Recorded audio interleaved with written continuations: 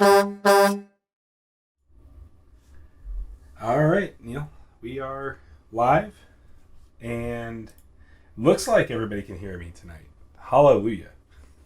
Praise Jesus. The tech is working so far. Can they hear me though? That's the important thing. I mean, is that really important? I don't know if it is. Really? I mean, let's just be honest about it. No, yeah, it looks like your audio's coming through. So Sweet. Yeah. So tonight we're gonna have some fun tonight. We get to preview some more cards, which means that we get to talk entirely too long about 3 cards. And then I'm excited about it. I am too. I think that there's some really cool stuff going on here, and I think that the Lulu Precon looks like it might be a pretty good Precon when we're all said and done. The Lulu one? Yeah. Oh, yeah. Sorry, I'm done. Yeah. I'm like, well, I don't know any more about the Org one right now. The one they printed their cards for. Yeah. I'm just saying we've got enough of it now to see 2/3 of it. I think it's going to be fine. Yeah. I think that it's if you are into swing style decks and attack style decks, I think Lulu is going to be your jam. Because it just does a lot of stuff that you want to have, in your attack style decks, right? Like, you want to do more than just attack. And all of the stuff that Lulu seems to be printing enables that in some way. Yeah, I'm interested to see what the rest of the pile looks like. I don't know how it comes together as itself, like, if that makes sense. Like, what it actually does just as a precon. Well, it just sets up Gormrock Brawlers that must be blocked, right?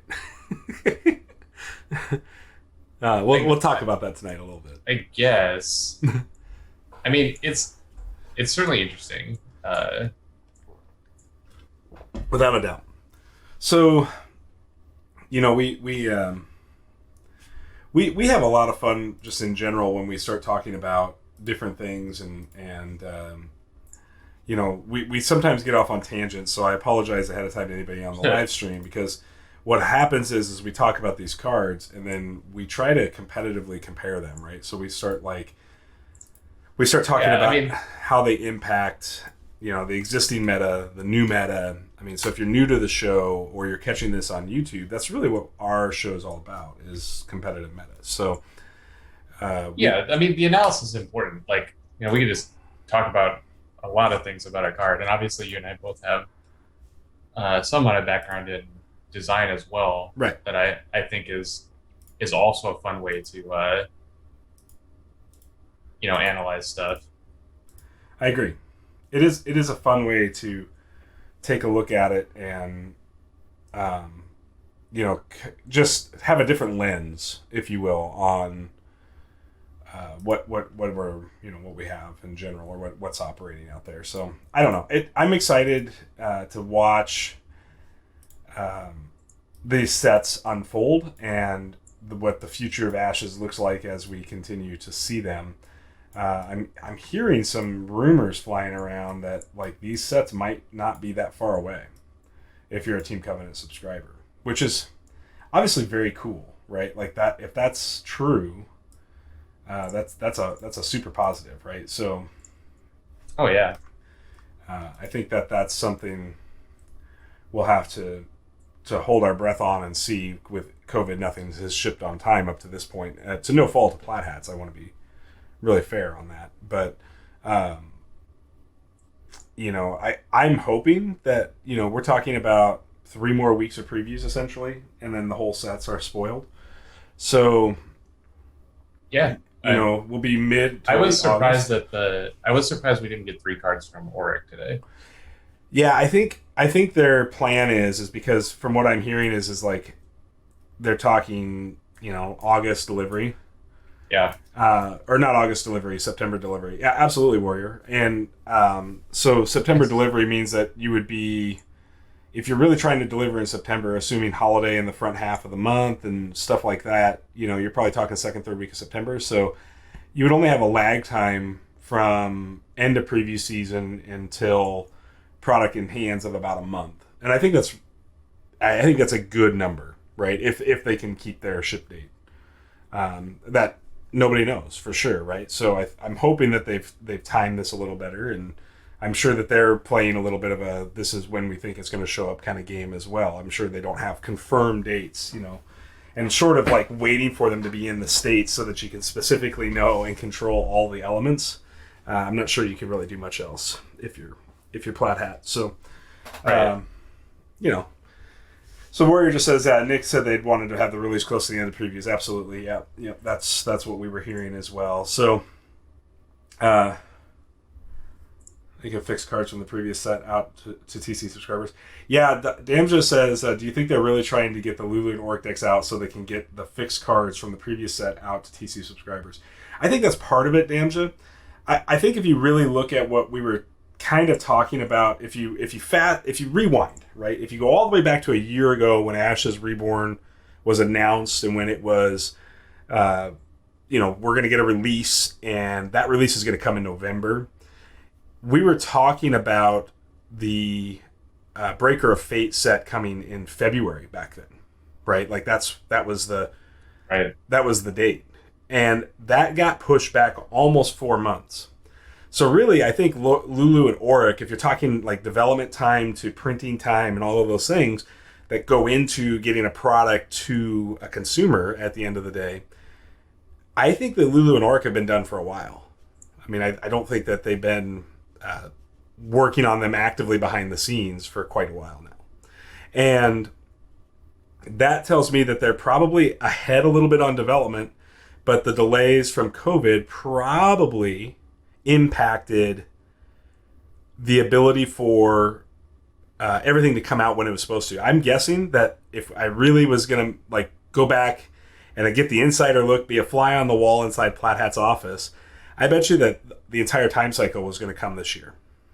I believe that. I believe that 2021 was going to be the whole time cycle. That sounds very feasible. And we're just so far behind now that it's been pushed back a half a year, essentially. And so we will finish the time cycle probably by June of next year. So we'll get a very consistent cadence of probably one set, i.e. Lulu and Auric in this case, every quarter now. And I think that was kind of, in my opinion, that was probably their plan for most of the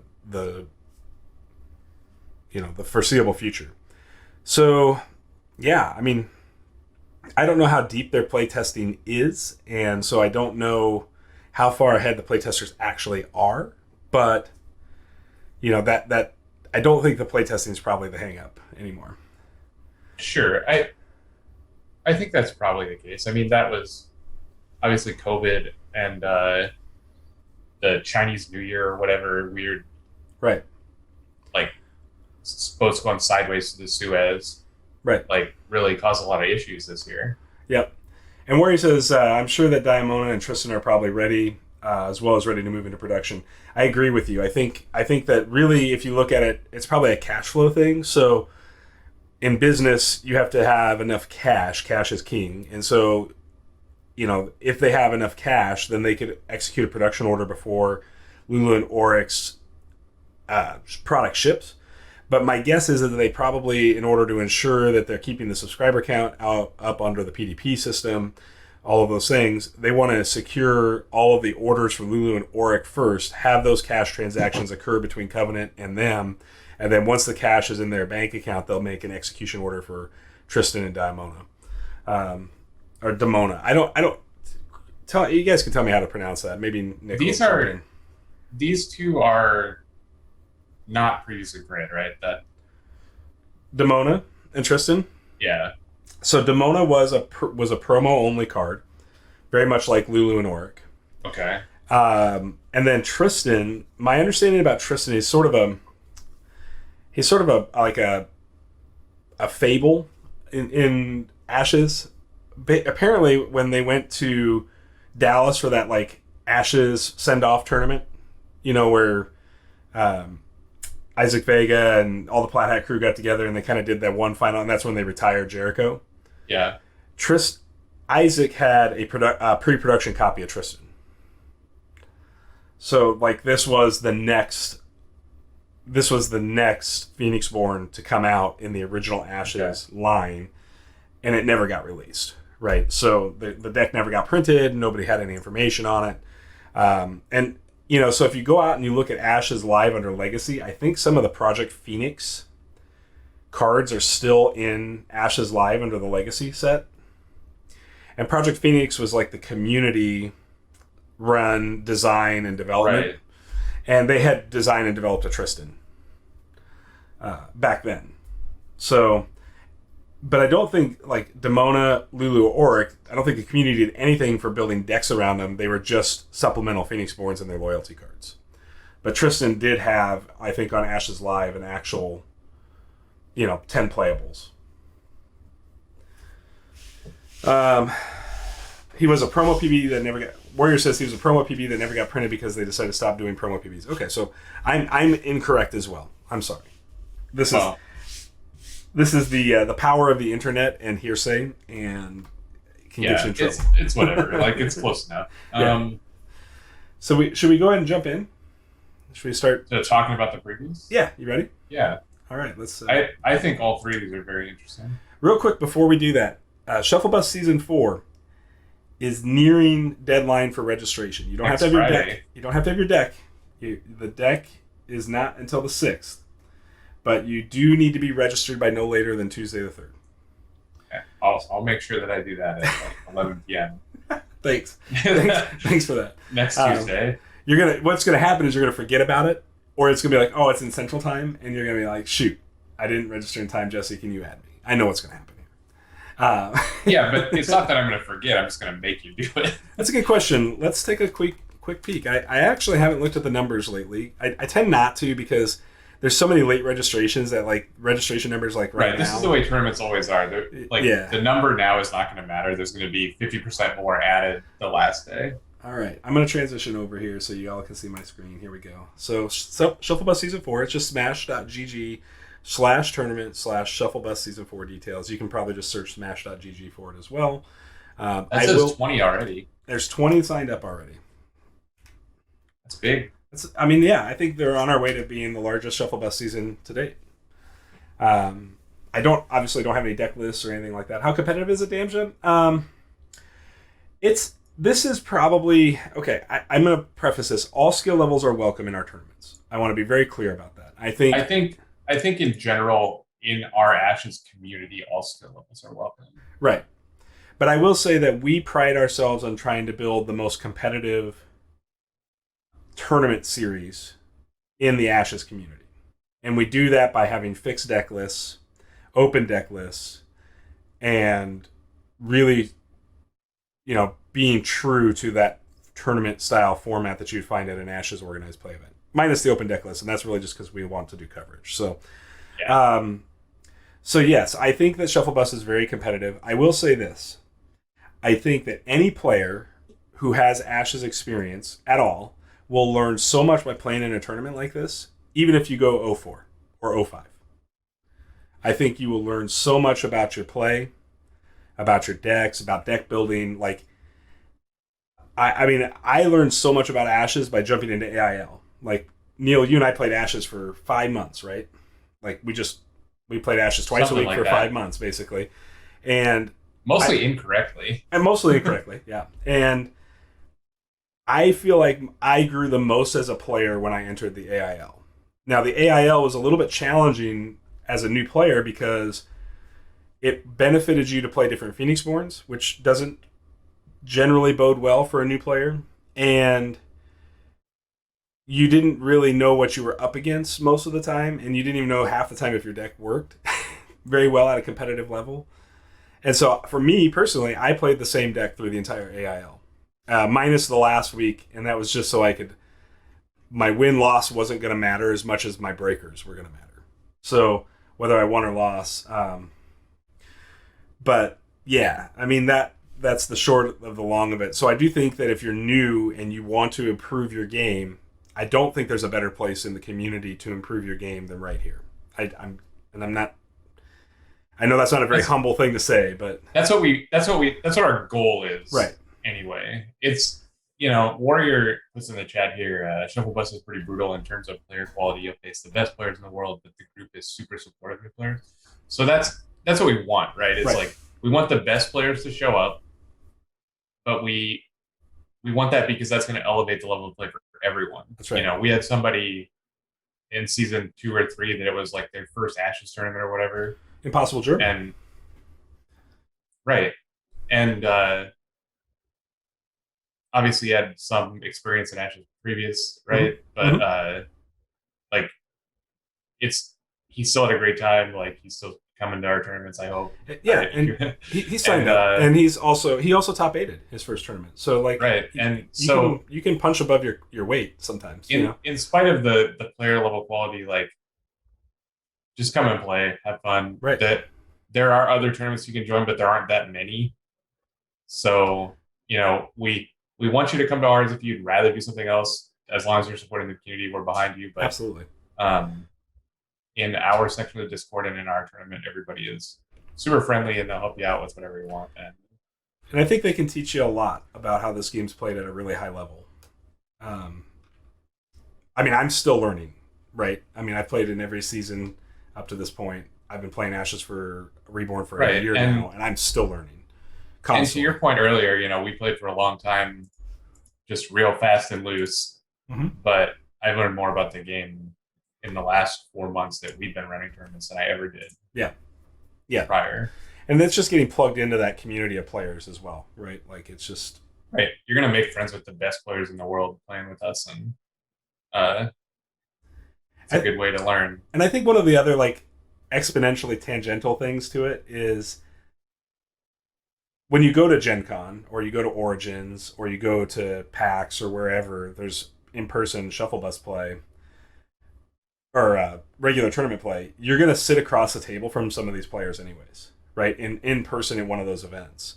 And what better way to like break the ice and get to know them as an individual in real life than to know you've already spent a bunch of time in an online community talking to them and interacting with them and getting to know them. Brian has a good point here too, that because we have the list from the previous 3 seasons, that also is a good resource for seeing, what's been good, what's been played, what's been successful. Right. And Inquisitor dropping a hot take. Just put a Frostback Baron through that L. I got some good advice for you in chat too. That's so good. Good cards are good. Yeah, we did. We broke it.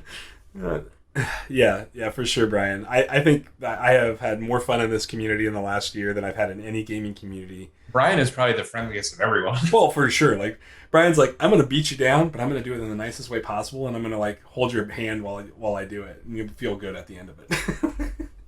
It's just the way it works with him. But Brian and I got to get a game in tonight after... Are we on webcam tonight, Brian? Or is this Ash Techie? What are you playing it? Oh, Ash Techie, okay. I think this is the Tethered tournament tonight. I did nothing for Tethered. I don't know either. So we'll have to figure it out post-stream. I don't know if it's webcam or Ash Techie. But yeah, this is tonight. That's right. Man. This has been a week, Brian, let me tell you. Yeah, I am in Tethered. Inquisitor. I am playing Tethered. I just wanted to try it. I like the limited formats like that. What is this format? Tethered is you take a pre-con and you can only... this was the one that we were discussing when I was doing solo stream last week. Yeah. It's fun. It's a fun format. I wasn't feeling it when I was looking at the decks to play. But I'm excited to hear what you think about it after. Well, with no chain list, there's some busted things you can do for sure. I mean, have you run into that already? I'm playing River Skull round 1. Yeah, that's what I've been doing, right? Like, hot take, Brian. Get ready. I mean, River Skull is good. Yeah. You're talking to the guy, right? Like the guy. I love River Skull, man. So, anyways, I ran Xander into Vicky this morning, and it was harder than you would think to swing into her. Yeah, for sure.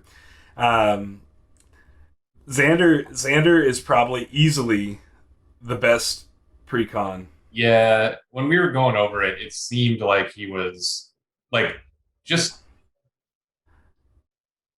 the low end of his pile was so much better than like even like the middle of a lot of the precons. Yeah. Yep. And I think Vicky as a precon, like surprise. I know but she's got some good cards in her pile. I don't even know what's in it. I gotta find it. I still have them all sitting on the desk here from when we went over it. Well, we'll share it with the crowd before we go into the preview. I want to hold it. I want to put it in my hands. Well, you can hold it in your hands, but I'm going to share this with our audience, so they don't have to go find it. Here you go. It's 3x Body Inversion, 3x Secret Door, 3x Summon Shadowhound, 3x Shadow Spirit, 3 Flash Archers, 3/2 Shadows, 3 Copycats, 3 Figures of the Fog, Particle Shield, Vanish. And that's it. This pile doesn't look very good. Noah is very playable and tethered as well. Inquisitor. I agree with that. I thought Noah seemed good when we looked at his pile. Yeah, he's very solid for sure. And I think that, you know, in a world where everybody's playing 3x books essentially because it's a pre-con tournament with 6 cards swapped out, the seal ability on Noah is less impactful, but it can be early game impactful until those second and third books come up.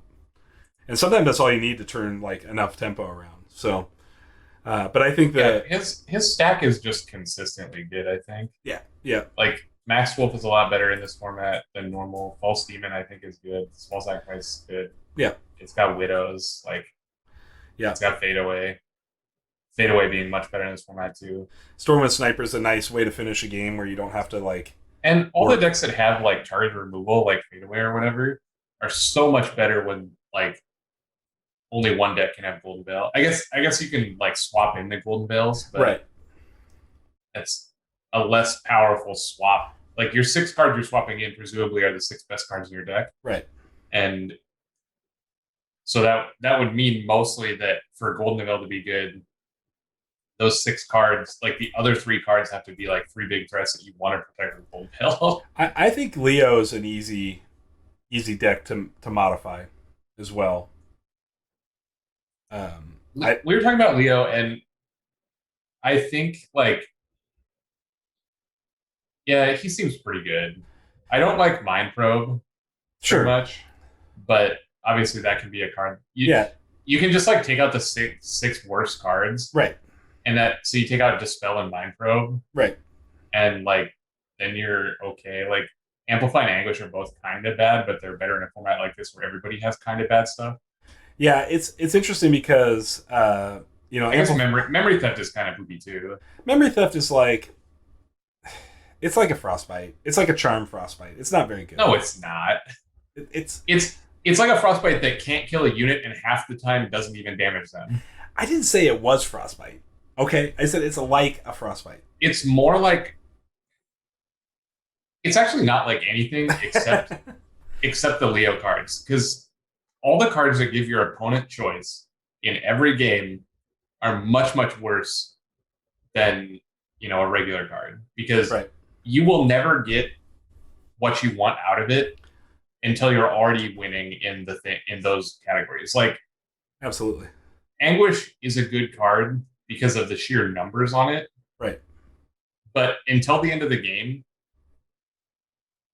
it doesn't ever do what you want it to do, right? Yeah. Like, they made a bunch of Magic cards that way in Odyssey Block, in 02 or 03, whenever Odyssey Block came out, that were like, book burning and browbeat and those kind of things. And only one of them was ever playable. And it was very similar to Leo, how like all the cards had mode of like do X amount of damage to your opponent or this, they choose. Right. And Browbeat got played because it forward them or you drew 3. Right. And like Mono Red likes both halves. Mm-hmm. And all the other ones were garbage. Like Book Burning was like deal 6 to them or mill 6. And that like is just like 1 under red, mill 6 every single time and do nothing. Right. And so they like cards like that in general are bad. Anguish, I think, is a small difference because it does so much damage that like just casting one for bad modes puts you in a good place for the next one to be good modes. Inquisitor says the good part of memory theft is not the damage. I'm going to argue just a little bit here, Inquisitor, that you're never going to discard a card. Like, you're never going to get a card discard. No, it's not even that good. Yeah. Like, if it always did damage, it'd be much better. Because you get to choose to discard a card, it's rarely going to discard a card unless it's a card that they're okay discarding. Right. Yeah. And if you think that information is worth it, like, I don't. Mm-hmm. Because information is powerful, but, there's tons of cards in lots of cards games that just say, like, yes, you get to look at their hand, but cards that only do that are bad. Cards that do that and then do something else good are like the ones that get played. So, I mean, I'll say this. In this format, memory theft doesn't feel very great. Because it's a pre-con, you only have to guess 6 cards, right? Everybody else knows, like, if you're an experienced player, you know what's in the pre-con. And if you don't, you have a resource right here to look at it. So, and that's also an excellent point. Information gets worse based on how good you are, because there's only, like, you don't have to play around 5 cards in their hand. You just have to decipher if 2 or 3 cards they could possibly have are in their hand at that time. So, like, the cost of 1 dice to just look at their hand, I think, like, not great. No, it's a pretty expensive price. Anyways, let's. I'll say if it was like a book tax and then free to activate, I would be much more interested in it. Sure. Even if it didn't discard, if it just like imagine if this was the card. If it was book tax 1 charm, class or power, whatever they think it's worth, and then main action, activate, name a card, look at your opponent's hand, and then if they have it, it does a damage to them. Sure. Like, that would be a card that I would like almost consider playing. Right. Well, let's move on. Let's get into previews. We've spent a half an hour talking about Tether and random stuff. That's well over our timeline for that stuff. Welcome to the Shuffle Bus, where we go off the road pretty much all the time. But let's get into this Gorn Rock Survivors preview number 2. This set of previews might be the most interesting previews we've had yet. Yeah. And I don't mean that like they're the most powerful, but just I think they're all very cool. And, as I'll make a point a couple times later, I'm sure, because I like to reiterate myself. On Tuesday, I was saying, like, I wish that there was something more for Time Hopper to be doing. Mm-hmm. And I think 2 of these cards fit right into that category. Absolutely. Like, I think the deck I played on Tuesday night, this slots right into that deck. Right? Like, it could slot right in. But let's talk about the Summon Emberroot Lizard. It's a ready spell with main action. You should see if you can zoom this in some. I'm watching it on Twitch, and it's a little small. Okay. I mean, it might be okay on other people's monitors. How's that? Is that better? Yeah, much better. Okay. So main action, 1 basic for book tax. I don't mind this as a book tax. I think this is fine. It's definitely good enough that I think it deserves to have an additional cost of some kind. Right. And then it's once you've got the spell in play, it's main action, exhaust, 1 nature class die. Place an Emberroot Lizard Conjuration onto your battlefield. Flavor text is your hell, drawn from the depths of my heart. Cool text. One thing I want to note here, and correct me if I'm wrong, but have we ever seen unique art on the books? Yes. Really? Yeah, they're all different slightly. Oh, man. I guess I got to pay more attention. They look really, really similar. Okay. This was the first time I noticed it. This looked really unique. That one is much more pronounced, where you like see the lizard. Right. But if you look at like the snake book, it's got a snake on it. If you look at the I'll go take a look at them. It's like small little things, right? Like, sure. But they pretty much all have a weird pencil drawn picture of whatever they are. All right, so here's our Emberroot Lizard, little fire dragon. It's dope looking. It's so sweet. Conjuration Battlefield. It's got a conjuration count of 3, so we can have 3 of these on the battlefield at once. It's got an ability. Well, it's an O2O, so 0 attack, 2 life, 0 recover. Funny enough, this can slot into Shepherd decks still. Right. Funny that 0 power is now better than 1 power. It's so crazy. And then it says Ignite. When this unit is declared as an attacker, if it has 1 or more status tokens on it, add 1 to its attack value for the remainder of the turn. If you do, you may deal 1 damage to another target unit. So here we are, with essentially a 1-dice summon round over round. That's good for 2 damage, as long as it's not as long. I mean, it's good for 2 damage. How you spread it out or how you do it. It's a 1-dice summon plus some extra work. Sure. It's not just a 1-dice summon, right? Sure. Like, yeah, it is a 0/2 for 1 dice, but as soon as you put in a little work, then it starts becoming valuable. I want, obviously Time Hopper just immediately screams like, play this with Time Hopper, right? Yeah, this is what I was saying. Perfect example of something that Time Hopper does that you can, it doesn't mind being aggressive. Right. It really takes good use of the counter, and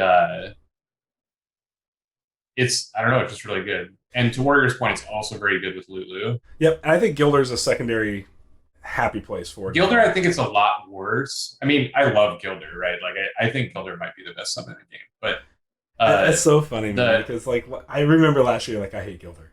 It's no good. I was wrong. Yeah, I mean, yeah, the ping nightmare is a real thing, Warrior, for sure. But the reason I think it's specifically this is worse with Gilder is because it's so much harder to control the inheritance than the other effects we talked about. Right. Time Hopper. Like, well, you got to figure the best way to clear Gilders is also the best way to clear Emberroot Lizard, right? And that's just Meteor. Like you just meteor these 2 life boards and they get wiped out. Yeah, I mean, Meteor's a good card. I think that like trying to play only things that don't die to Meteor is not good. No, I agree with that. I'm not saying that, but I'm just saying like this it's the same answers.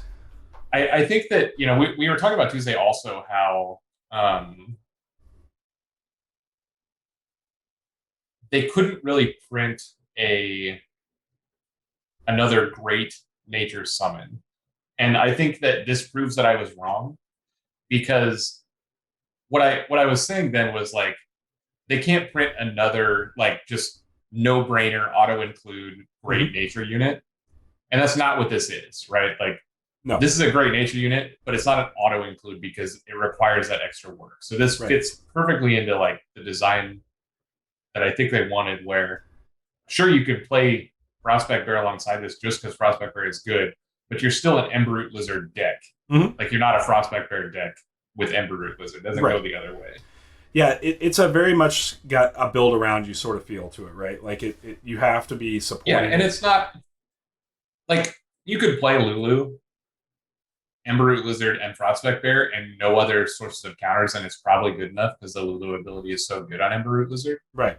But you're still committing then your Phoenixborn and the Phoenixborn loyalty card to this summon, right? Like, if you're making your decision in that fashion, where you're like, I want to play Prospect Bear and Emberroot Lizard, right? And that's fine. Like, that deck might be good, but essentially, like, they just couldn't print like a 2/2 for 2/2 for 2 or another 1/1 that's good for 1 in nature and just like have it be okay, right? Because nature's already so good. But this card is just so cool because it is very good.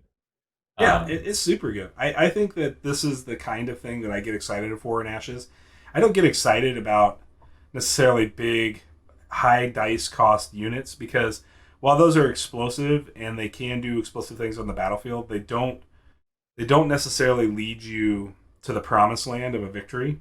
They can, right? Like, it's not like you can't slam a Grave Knight and win, but like, this is the kind of thing that you can do round over round for a single dice and have a meaningful threat. Like, we talked about this with 4-book Aerodel, right? Like, yeah, I think this is generally a 2-dice unit. Right.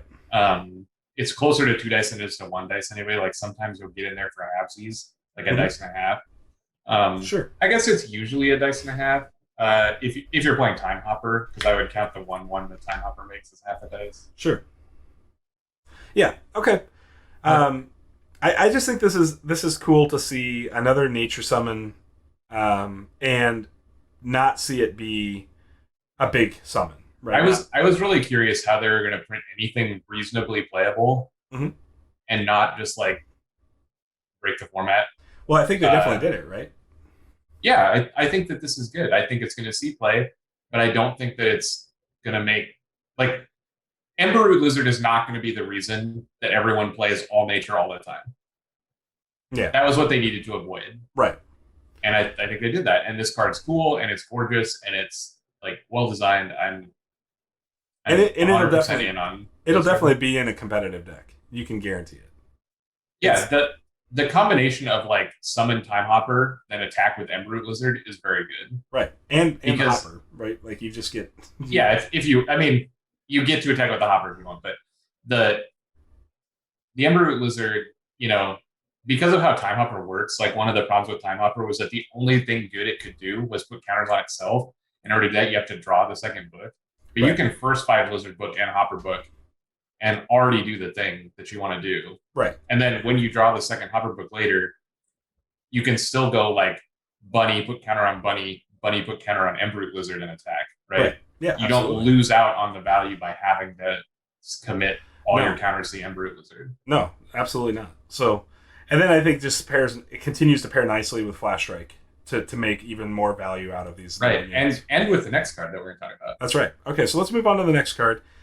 We have, well, not the next card. This is Survival of the Fittest. This is the card I meant. Oh, really? We'll talk about this in just a second. Survival of the Fittest is an action spell with discard. This is a main and a side action, so it's your whole turn. It's a nature class, time class, and a basic. It says, destroy all units with no tokens on them, and no alteration spells attached to them. And the flavor text is, the desert teaches us resilience. So, a couple of things about this card, Neil, before I let you go on your hot take. There is a dinosaur in this picture. That's what the Ember Root Lizard is clearly on. It looks like a dinosaur, or it's a dragon. Yeah, it just looks like Archosaurus. Yeah, maybe it is Archosaurus. That's a good point. Anyways, very cool artwork here. This card is... This is a weird card to me. So I want to hear your take, and then I'll add my take. Because I told the Discord, because the Discord was blowing up about this card yesterday, and I said, I'm saving my hot take for the stream. So okay. So to start with the artwork that you were talking about, this is a metaphor for Ashes as a whole, where cards that cost 1 are better than cards that cost 3. Right. Absolutely. Hands down. Yeah. Survival of the cheaper dice cost is like that tiny lizard is way better than Archosaurus Mount. Yep. Outside of like nonsense, I think this card is very powerful. It's not like the end all be all, because it doesn't kill exhausted units. Right. Does it kill units with wound tokens on them? Well, that's a lot of times, like, if the units are wounded already, they're either gonna die or you don't care about them. Sure. Like, the exception being like the nonsense I was doing on Tuesday with Gorenrock. Right. Because you like still care about it, and you probably care about it more if it's wounded. Right. But when you think about how the turns actually play out, a lot of times if something takes damage, it's either going to die because your attack was good, or it's going to die because it gets festered, or it's like already attacked and exhausted and you're just kind of like spending your free attacks into it. Mm-hmm. And in all those cases, like that's not where Survival of the Fittest would want to hit it anyway. It'd be nice if you cast Survival of the Fittest to like kill a big unit, you pick up like one of their crappy guys on the side that already attack. Right. But most of the time this is like an early round play, or just like something that you force your opponent to play around by having it in your deck list. Yeah, so Inquisitor brings up a good point. So the big value moments are when you can play a top around for a one-sided board wipe. I agree with that, but traditionally, I mean, I'm going to preface this with yes. If you're doing all of the things that you need to do to protect your units from survival of the fittest, then yes.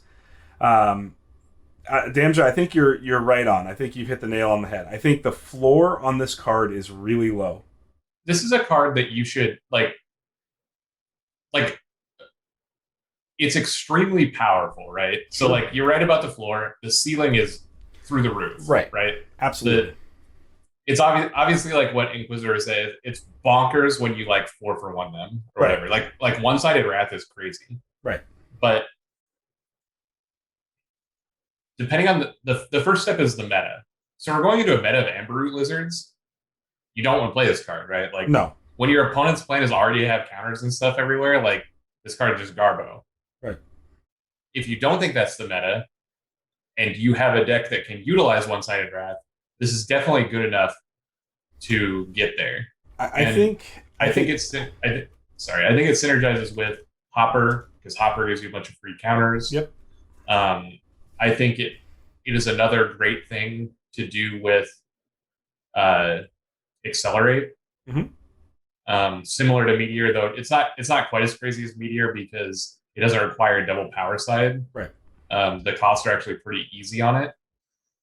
It probably enables the Accelerate to actually meditate into dice for post survival of the fittest play, whereas in the Meteor play, it's just giving you the hero. Right. It being like main and side makes Accelerate do stuff, right? Like if we're talking about the deck you're playing this in, like maybe you have Time Hopper, so you get to like Accelerate, make a Time Hopper, counter up your one vulnerable unit, and then play Survival of the Fittest and kill everything. Right. But your own guys, like that kind of stuff. But Damja's right that like this card is wildly variable. Right. But it's really cool. And it's just another one of those things that I've been looking for that promotes the status token stuff. Right. And I mean, here's what I'm gonna say. I think somewhere along the line, somebody is gonna play a survival of the fittest to like 7-for-1 somebody, and it's gonna look like the greatest card in the world in that scenario, right? And it will be there are gonna be game states where your best draw by far is survival of the fittest. Sure. Assuming that that's the deck you're playing. Like if you can't just, again, this is a card you can't just like put into whatever. Right. But if your deck wants to do it, then I would say there is an opportunity to put it in decks where you want, like, you're going to play units and use those units proactively, meaning because they're exhausted, they would not get, they wouldn't take survival of the fittest damage, right? Right. And that's one way to think about it, is that you don't have to be playing status counter stuff, right? Because you can just like, swing. Like, imagine you're playing Brian's deck or something like it, right? And you do the thing where you're like, Raptor Herder and then turn to attack for 8 or whatever, right? And then they play a Knight, and your next play is Survival of the Fittest, right? Like you're still only getting them for 1, but it's still really good, right? I mean, I think that Inquisitor made a good point that should be brought up here as well. He said, it looks pretty good in Rin as well, and I think Rin has a nice job of protecting the unit it wants to protect, but I don't think Rin has enough tools to have this like explosive survival of the fittest type play. I think it's fine. It's okay. It's just, it gives you, like, you can play Accelerate, make an ice buff on your guy that doesn't have any, that would die to it normally, and then play Survival, and that's good. Right. I mean, it's that specific interaction is just fine. It's the same as any other counter thing or whatever. It's always in play. But right. If you're playing time, you also have like the option of Accelerate, just like time dice power, and then Survival. Because time dice power, can put a thing on yours and remove a thing from theirs. Right. And so it protects one of yours and makes one of theirs vulnerable potentially. Right. Yep. I think the card will see play. I just don't know how good it is and whether it's good enough. At the end of the day, that's all my hot take. I don't think that you can build a deck assuming that Survival of the Fittest is always going to be good for you. Yeah. I think you can build a deck that is good, and there will be times when you want to draw Survival of the Fittest, so you'll have a couple copies in your pile. Right. Because if you draw this in round 2 or whatever, and you just hold it until it's good, like that's not very different than Meteor or whatever. Right. And I think there's probably a 4-book archetype with a Phoenixborn, whether that's with Lulu or somebody else, where survival of the fittest is just always good because your units are always set up to be protected, like we were talking about. It's built. Your units being protected all the time isn't enough to make this always good. Well, I mean, what I mean by that is it's always good in the same way that top around Neils are almost always good. But it's not that. Because what if they're playing a deck with counters? Sure. Then it's blanked. Okay, yeah. So fair enough. But I mean, outside of that same sort of, if the meta ends up that way, to your point earlier, right? Then it falls way down. But if the meta going into the first tournament after these are released, I would not play Survival of the Fittest. Yeah, it's a card that seems like it will only tech in when the meta has settled and not everybody's playing status counters. All right, so let's move on from Survival of the Fittest. No, of course we said the same thing about Jericho, right? In the season 1 Shuffle Bus, we had Jericho, or season 2 Shuffle Bus had Jericho in it, and we thought there'd be a whole bunch of Jerichos, and there was one. So, right, this is a little different. In that, like, we're already talking about a card that fits into a niche, and the smaller you make that niche is... yeah, for sure. I still think this is a cool design, so I give a lot of kudos to Nick and company, because I think this is a neat design. I think it's a neat place to interact, and to your point made earlier, it also further enables status tokens as a sort of product. This is not the end-all, be-all. It's not Meteor, it's not Neil. But it is potentially very powerful. Yeah, damn sure. That's really what a high level player that has, a 1 of Survival of Fittest in their deck or a 2 of Survival of Fittest in their deck. Spilling on myself. They draw. Get a drinking problem over there again. Yeah. And I'm gonna find an airplane gif, and every time you do that, I'm just gonna cut over to an airplane. Yeah, I was thinking the same thing actually. I need that. I need a production board. Can anybody give me a production board? Like, if anybody wants to donate anything, I need a stream deck. But anyways, the point being here is that I think it's a cool design. It's good for the meta to further diversify the meta just by the card existing, and it may never do what you want, and it may do everything you want it to do. So. But Damja, to your point, like it's may sit in your hand. I mean, I think top level players have cards like that in their deck all the time, and they're able to evaluate whether that card is good in a particular matchup on the fly really quickly, and decide whether or not to use it as a meditate or just discard it at the end of the round, to draw a new hand. I don't think you're gonna. You need to be able to evaluate Survival of the Fittest and whether it's good for you going into the next round when it may be at its best, right? This doesn't feel like a 3-of card in any deck. No. Like, there's not going to be a Survival of the Fittest deck. There's just going to be a deck that has 1 or 2 of these because there's potentially, like, a game-breaking situation where it, like, wins you the game by itself. Well, and you could potentially first 5 it. For it doesn't feel like that kind of card either. I know, it's because, like, but you could, like, you definitely don't want first 5 cards that are potentially blank. Mm-hmm. So it's just like, you want to draw it and hope that it's good in round 3-ish, I would guess.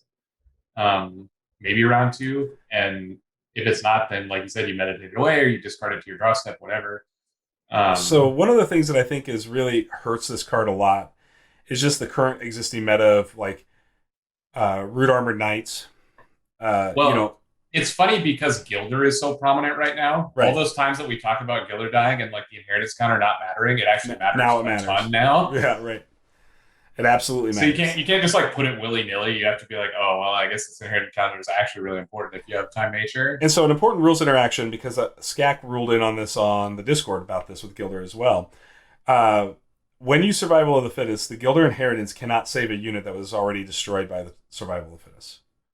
So the destroy effect here, because it's not dealing damage, and so you don't have to choose order of resolution of damage. It just kills everything instantly. I believe that's how it works, but that's dumb that it works that way. Yeah. So the Gilder they should either all go incrementally or none of them should. I know, but that's what Skak said on Discord yesterday.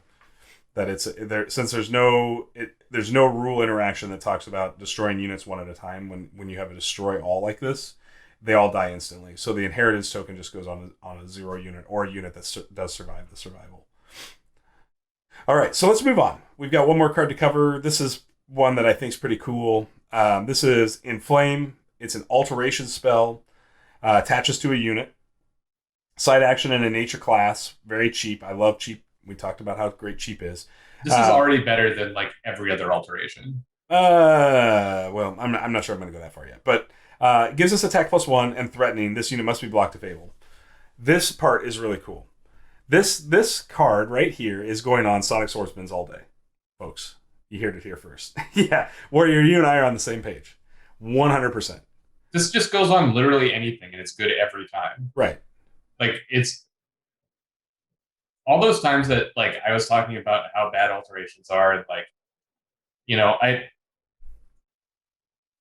compare this only to the, like, offensive ones, because Root Armor is still probably better, and Fadeaway is still probably better, and all that kind of nonsense. But this, compared to every other power increasing one, with the exception of possibly explosive growth, this is way better.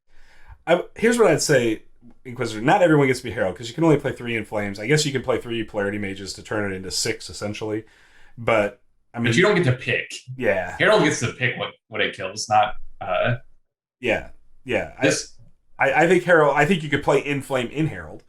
And then you get kind of a quasi second pick removal, right? Like if the games say to set up that way. I don't think that's unheard of, but it sounds like you're losing a lot of value on one of your 2 things by doing that. But it's probably fine. I think this card is very good. It makes your Frostbite Bear kill their Frostbite Bear every time, and it runs all your dudes into. Just like makes everything into a Grave Knight, and the checkboxes that I have for the alterations are, one, it like has to be a side action to be good, right? Which this does. It has to be cheap, which this is. Yep. And on top of giving you the power buff, it has to like make up for its card cost somehow, right? And this usually will. I think, like, yeah, no doubt about this. This is going to allow units to punch above their curve, right? And it's going to allow them to, it can force exhaustion, right? Like you can take Salamander Monk, attack Phoenixborn face, and force an exhaustion of a unit they don't want to exhaust. Like, it's perfectly fine to be used as a forced exhaustion tool for 1 dice. I think that's like the worst you could be doing, but it's still not bad. It's okay. Yeah. Like, I think that it's not hard to engineer a situation where this will be a gotcha to your opponent that's like banking on a Phoenixborn guard. Right. Like there will be times when you like. Well, it's not going to protect a Phoenixborn guard. I mean, like I have a Frostbite Bear. You have Frostbite Bear. I have something, and I'm planning to attack your Frostbite Bear, and you're going to block with your Phoenixborn to save your bear. Right. So I play this and attack your Phoenixborn, and your bear is killed by that. Brian, for sure, Root Armored and Alert Knights, this is not an answer to those at all. Just right. I don't think this is an auto include in every natural deck. I don't think that this is like game breaking. I just think it's good. I think it's like this is the kind of thing that alterations need to look like if people are going to play them. Here's what I'll say, Brian. I think this is one of those kinds of cards that if you don't want to play Grave Knight and you're worried about Snake, I think this is a way to make one of your knights deal with Snake in round 1. Even if the Snake gets Root Armor. Now, here's what I'm going to keep. I keep going back to this, and we keep talking about all this alteration play. Is there going to be enough influx of alterations at this point, Neil, where beyond hard removal, some of the like targeted alteration removal stuff will start to see play? So what I mean by that absolutely not. You don't think the spell will see 100% no. Because the new ones that we've seen printed, this one and Spark and whatever the other one is that only goes on allies, they're all side actions. So you get to play them, get your advantage out of them immediately by attacking before your opponent would ever get a chance to remove them. Right. So there's no point in trying to remove them because they've already done their work.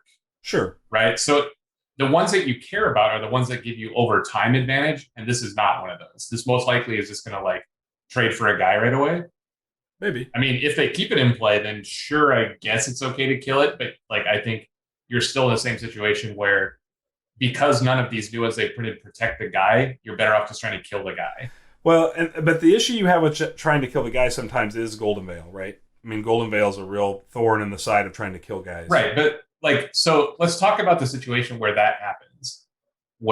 So I have a knight of some, like, essentially, I have a hammer knight. Let's say hammer knight, because that's like the most basic one. I have a hammer knight, I play Inflame, and I attack. Well, you're forced to block. I do my damage. I get my ping off the hammer knight off of the Inflame because you had to block. Mm-hmm. And then I pass to you. So my knight, maybe takes a couple damage back. You trying to kill the Inflame at that point, like, do you really feel good about spending dice on just the Inflame? No, I don't. Right. But I think that's the issue, is that situation is going to be the situation every time with things like this. Because the Inflame itself, after your first attack with it, is so much weaker that it's like not worth your dice to pitch it. I do think that having a 1 or 2 of Dispel in some lists for dealing with root armor only makes Inflame better. So like if I'm playing Inflame, I could see playing Dispels to get rid of root armors for value. That way my Inflames have value. I think that if you are dead to root armor, you should have an answer to root armor. But I think that's a different conversation. Sure. I don't think that killing any of these, this or Spark or I cannot remember the name of the one that was previewed last week, but or even the Overkill one, like, it's just not enough value to spend any dice in a card on. Holy Relic or Power Through. Yeah. Right. I think this is interesting because here's what I have over the last few weeks. I've been intentionally trying to build Power Through decks, and every time I get to the end of a Power Through deck, I have like 36 cards in the deck, and I end up cutting the Power Throughs.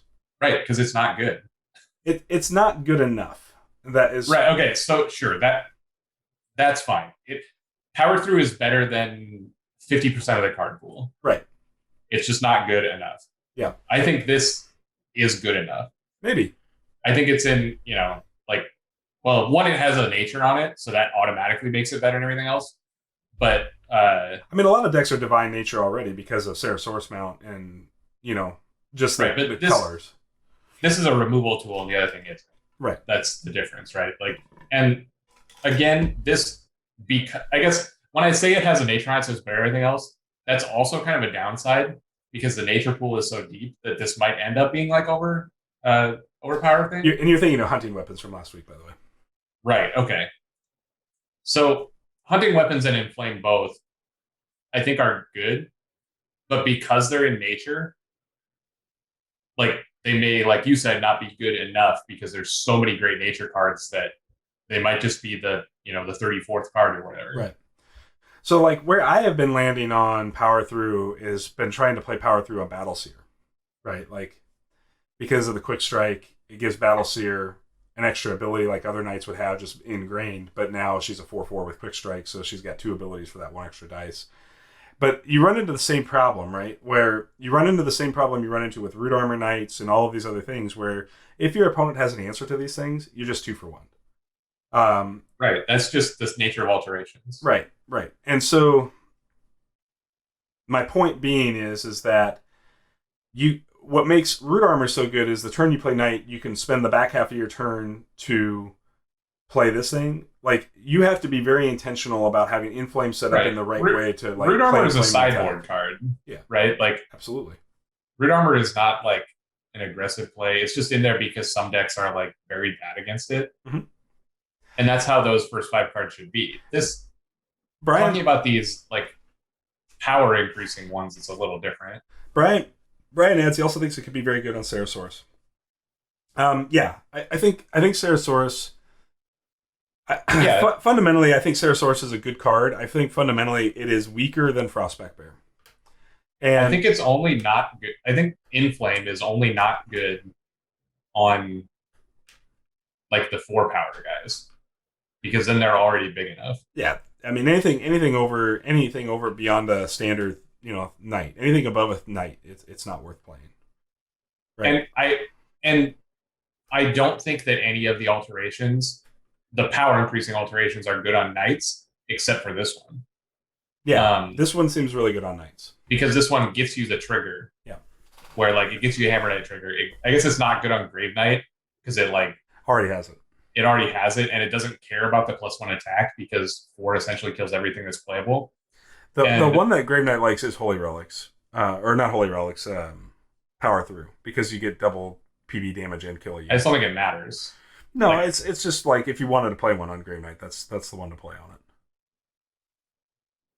it. I still think Root Armor on Grave Knight is still the best thing for Grave Knight. Just make sure. I mean, again, Root Armor is there just in case the deck you're playing is bad against it. If we're ignoring the dice cost and just saying what's the best one to put on Grave Knight, it's Massive Growth, right? Like, but I don't think it's worth. You can't play Massive Growth on Grave Knight. It's got too much power. Oh. Okay. You can't play Massive Growth on anything over. I don't think it's worth the dice to increase Grave Knight's power from 4 to 5. Sure. I don't think that there's enough times that break point in life on a unit matters. Like, I guess if my opponent has only Gorn Rock Brawler or Archosaurus in play, then I would do it. But yeah, in general, like, all the 3/4 knights, Inflame is great on. Most of them have a trigger when they kill something, and this forces that to happen. The ones that don't, I guess, is it just Battle Seer? Because this is really good on that too, because the quick strike just kills anything. Right. So the only one that it's not super great on is probably Celestial, because it's a 3/3 armored one. And even that's okay. Yeah, but that's probably the worst one. Yeah. I guess the actual worst one is Holy Knight, if you count that. Yeah. Poor Holy Knight. The knight that isn't really a knight. Yeah. Well, you used to have 5 power. Warrior says bad on Master Vampire. I mean, threatening. You wouldn't want to play this on Master Vampire unless that 4 attack matters. That's true. That's a good point, Warrior. It's pretty meaningless on Vamp. Yeah. Now you just want to play hunting weapons on Vampire, right? Like, I just don't think you want to play anything on Vampire. I think you just want to attack with it and like it be good. Yeah, but if turning the Vampire into 4/4 gives it so much more removal reach in the game. It just does. So, and not talking about the Knights, where I think this card is gonna like see more stuff is just like Prospect Bear, Mindfog Owl. These kinds of. I don't think it's good on Mindfog. You turn the Mindfog into a 3/2. I guess you don't. I'm sorry. I thought you said 3-eyed. No. Mindfog. Mindfog is okay. I think any of the 2/2 units, like the 2/2 ones are worse. Like, I mean, False Demon. It's gonna be good on False Demon. Like, you don't care if the unit dies. You want to kill something with it, and right. It's just like, yeah, it's fine. Yeah. It's fine on anything. Like, it gets bad when you're on the 0 power guys, I guess, because there's not a lot of 1 life guys that are played anymore. Right.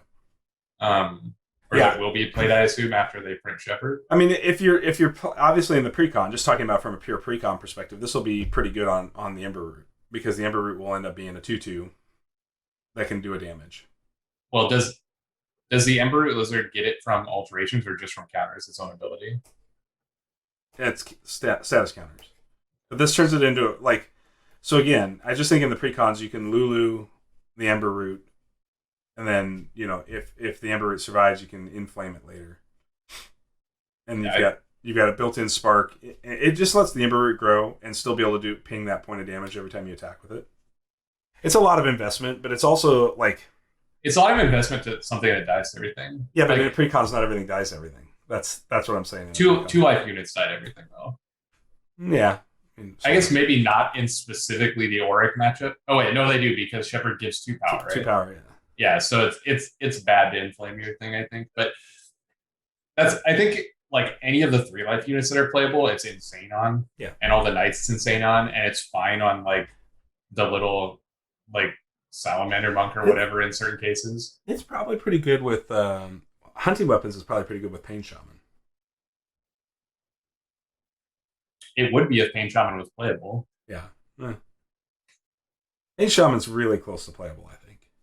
Yeah, it's just like we're talking about with the other thing, like, it's just not good enough. It's because it's in nature. If Pain Shaman existed in, like, Ceremonial or Divine, it'd get Windwheel slammed all day long.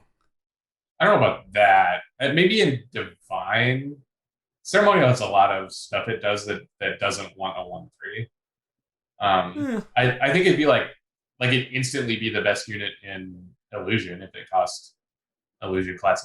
Oh, for sure. But illusion, it would be close to the best unit in Charm. Yeah, for sure.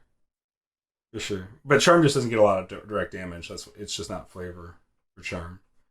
But yeah, I mean, obviously it belongs in nature, but it's just it's just not good enough. Like, it's close. Poor guy. It's close. I keep watching for things that might like make the Pain Shaman a little bit better. So I don't want cards that make me work to make them playable. That's well, I understand in a color that's so deep that like. But it's playable just doing Anchornaut like style ability, and you make a 1/3, which is not completely irrelevant because it's hard to kill 3 life units. We know that. Right, but you could just play a deck that has Anchornaut and Frostbector in it, and you'd be doing way better than. I think it goes alongside those two things. Like they're not inclusive or exclusive to one another. Right. I think that Pain Shaman is really good in your draft deck. Sure. But I think it's always going to be worse than your first 30. Sure. All right, so we did record time on previews tonight, Neil. Like 30 minutes. We spent an hour on 6 cards last time, so 30 minutes on 3 cards. No, we spent 2 hours on 6 cards last time. 2 hours. Well, because we like to talk. I think these cards are just a little more straightforward, so there's not a lot of like discussion on the meta to be had per se. I think Ember is really good, and I think we're going to see it played. I agree with that. The other cards, like, I think that everything we said about Inflame is true, but that it's probably not quite good enough. I think it'll outside of specific situations. So here's what I will counter this one last time with, if you've got like a Salamander Monk, for example, and you want Salamander Monk to die, right? Like you need it to die. Inflame gives you a way for the Salamander Monk to punch above its weight, put 2 damage on something, which is not always irrelevant, especially when there's a root armor involved. And the monk dies. And well, so my counter argument to that would be, with the exception of like root armor followed specifically by Fester, where you do get the 1 damage out of it, like you attack with Salamander Monk for 1, and they Phoenix Form block it and leave it alive. Right? That's the case that you don't want in this situation where you're saying you want it to die. Yeah. How is that different than you play this card on your Salamander Monk, attack, and it dies, and then you essentially just have the 1/1 again? Yeah, no, but you got 2 damage on a unit that to turn on, like there's different reasons to do that, but to turn on Fester is the primary reason. In all of my weenie decks, because I always play Ceremonial in my weenies as well because of Fire Archer. Like Fire Archer is so good, and so like there is a place in the weenie deck for, I think, Inflame to exist because it allows it to punch up. I think in the upcoming meta, it will be more relevant, but right now, I don't think that there's. I guess there's like 3-Eyed Owl, but there's not a lot of units that you care a lot about the difference between 1 and 2. Sure, Gilder, 3-Eyed Owl, those units pose problematic problem. Right, but Gilder, I think is not great. Like if you're playing Inflame just to kill a Gilder, I don't think you're doing very good. Because that's already what Gilder wants to do, is like soak up damage for the guys that for either Phoenix Form or the guys that it would block for anyway. So like the Gilder is still doing everything the Gilder always did. But instead the Gilder's going to do it round over round and take another unit, another unit, and your Salamander Monk doesn't die. The Salamander Monk dying is not a factor against Gilder because it wouldn't die in either case with or without the Inflame. But you don't have to commit a second unit to kill Gilder now. Or third unit after. Is that worth 1 dice? It's essentially the same, right? Like you're going to spend 1 dice to make a 1/1 body.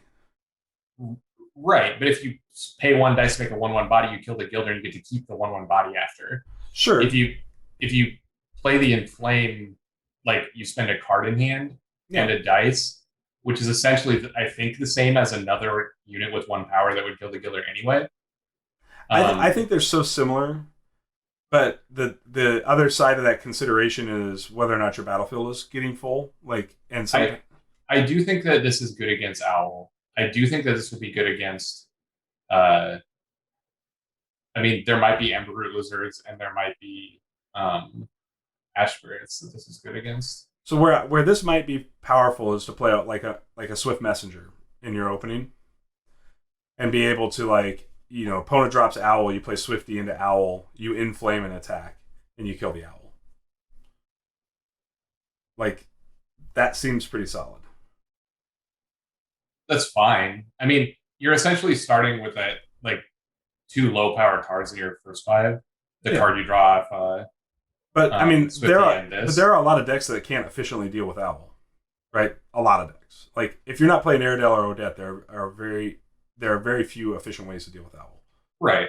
I think that there will be more space for this after we start seeing these 0 power unit decks, because against the 0 power, I guess that's not even good, because if they have the Shepherd, then they're 2 for 1-ing you anyway. Right. Or they're like card and a half for you. Or they're blocking with Shepherd. Because the Shepherd doesn't die. Right, yeah. I don't know about... Like, I still think this is good on Prospect Bear and above.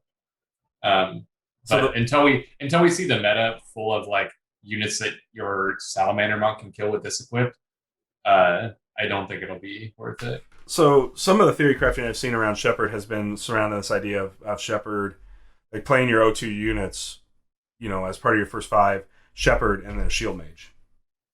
Because the Shield Mage can't be pinged away. Because the Shepherd's protecting it. Yeah, this still beats that. That's right. That's where I was going with that. Right. This is a potential counter to that, because, I mean, those kind of decks, if they're good, are not going to draw in. This is my, like, pre-meta discussion. Sure. Those kind of decks are not going to draw in decks that want to play Inflame. They're going to draw in decks that want to play Neil or Meteor, which are decks that definitely don't want to play Inflame. Right. And you definitely don't want to play Inflame against those decks. Yeah. So I still think you're going to have a good plan for just dealing with wide boards against Shepherds. I mean, Meteor's already played in a lot of decks, so I think if those Shepherd decks become good, then Meteor will just be more prominent even. This is crazy. There's 161 decks that have the Law of Lions, and 110 people use Shield Mage. I just don't see Shield Mage that much. Wonder who's playing this? Who are you guys out there that are playing Shield Mage like this? Well, one of them, I guess I don't know if my deck is actually built on there, but I played one in Season 1 as just like a one-of. What was your Season 1 deck? What Phoenix it was Xander Scalds, essentially. Nope, there's... I don't know what it was titled, but it was Xander. That's looking at my decks that have Xander in it. Even if I don't think it's on there, but it was a one-of because it was a potential augury thing that was good in certain board states. That's the only one that I've ever played or seen in play. You'd have had to upload it because Season 1 Ashes Live wasn't live. So I don't think that I ever did, because that deck was actually bad. Shield Mage is a card that I think is interesting. I think it's a lot less good now than it was in previous seasons. Yep. And I think it will both be... It will have more play once Shepherd is printed, but also then possibly less play based on how the meta shifts. Because it is very vulnerable to everything that's not, like... Well, you can still attack the Shield Mage, right? Or am I remembering it wrong? No, you can. You can definitely target the Shield Mage. It's other units. So I'm not I'm trying to remember. Somebody tell me if I'm right. Hold on, I'll pull it up. Maybe you can't attack shield mage either. Units in control cannot be targeted by attacks at opponent control, so the shield mage is unattackable. Okay, so yeah, so it's just gonna like eat up. I mean, I guess you just get meteored because if once they get to the position where they've assembled the shepherd plus shield mage plus additional unit, like then meteor's already great. Right. And potentially survival of the fittest is good against those decks because those decks don't have tokens on their guys naturally, as far as we've seen up to this point anyway. Right. Because Ash Spirit and Shepherd don't interact with tokens. Right. I guess they have Gilders, so then they will. So that's out. Never mind. Yeah, I mean for sure. But when you're discussing the number of players that are playing Shield Mage, that is the kind of card that if I looked at a community of a card game as a whole and not just like the top competitive meta, would be a card that everyone would want to play. I bet Vanish has a really high amount of play because that's the kind of thing that like donks love is to like your average kitchen table player likes to play the game.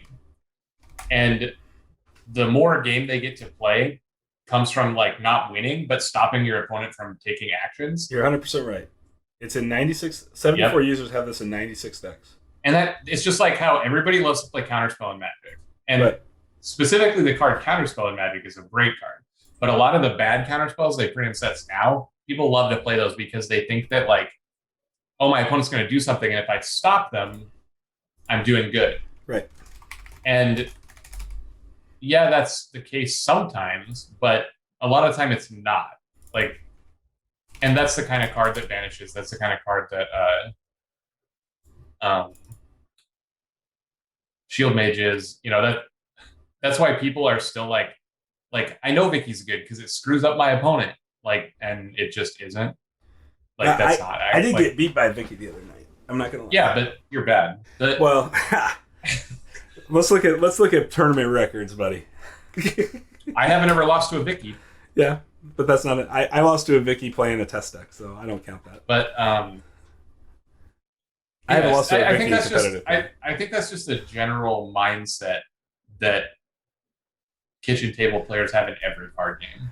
So especially coming up to a release, if anybody's following the Shepherd thing, like obviously Shepherd makes that card way better. So they're even more interested in it. Yep. All right. I was in the process of I said after season 3 that I was going to build an Odette list and try to bring it to potentially bring it to season 4 just because I was interested in it. There is an issue I have with it. Number one, I need to find another ally to play in the list.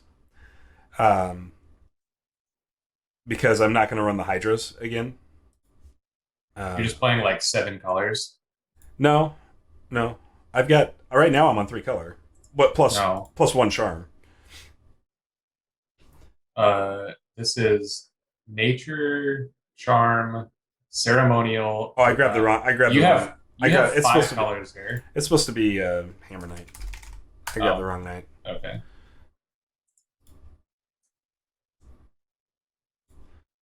And you're just playing the 1 charm for Gilder only? Gilder, and then late games, Golden Veils protect units from removal.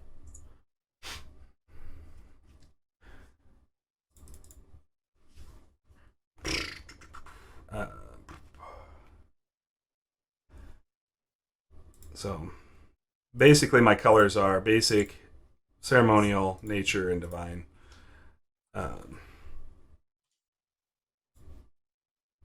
So in those colors, I could go Fire Archer. The problem I have with things like Fire Archer on Odette's board is 5 battlefield. Fire Archer sounds bad. Yeah, it gets filled. It gets filled fast. You need, could go Ironworker. Ironworker's probably not terrible. I think it sounds terrible. You should just play more Knights. your battlefield is small, so you got to go taller. Like you have space to play another Grave Knight, another Hammer Knight. Yeah. Yeah. Okay. Are the Shepherds even good? Yeah, Shepherd is kind of the same as like Fire Archer, just kind of like take up a slot on your board. Yeah, it actually works out. It was a pretty much an MVP for me in season 3, just because it was really good at like getting rid of like it was like another source of ping for me on a unit. And it enabled me to play another Grave Knight Hammer Knight, and I had Nature's Wraths in that list. So I got 2x Meteor here.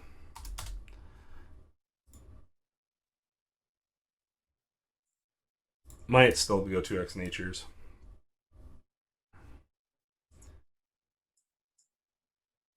Exit the builder.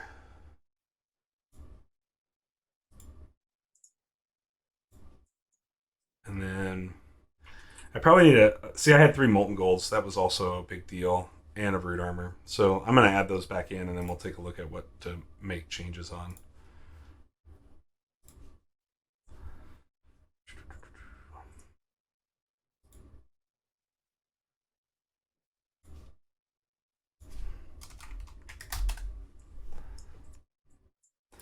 I'm not sure the Root Armor is good enough, but I guess it's sometimes good.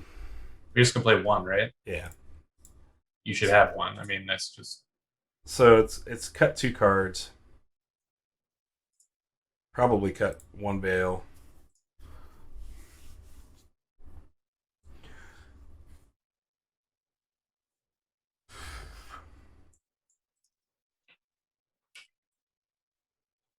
I probably can go down to 1 Nature's Wrath, where I have the 2 Meteors.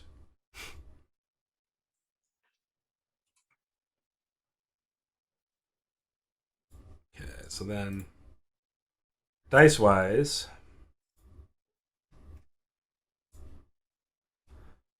it was 2 Divine. So the problem this deck had, if you remember right, Neil, when you first 5 with it, was that it didn't have a good like other unit to play in round 1. Like you could take a Grave Knight and a Hammer Knight, or you can take a Hammer Knight and Frostback Bear, and that's 6 of your dice. And then you didn't have like a 1 or 2 cost unit to just give you some unit pressure, some board pressure. You have the Gilder, which takes you to 8, and then you've got 1, 2, 3 cards spent, and then you were kind of on like Root Armor and a Fester or something. Yeah, like I mean, I'd like the Frostfang as a 1-of. That's probably a good just because there's just like, it's really dumb when you get to like play Frostfang, Root Armor it in round 1, and there's just like some decks that literally can never kill it ever. Right.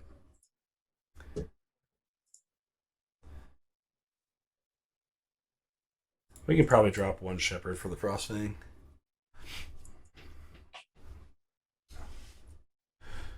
All right.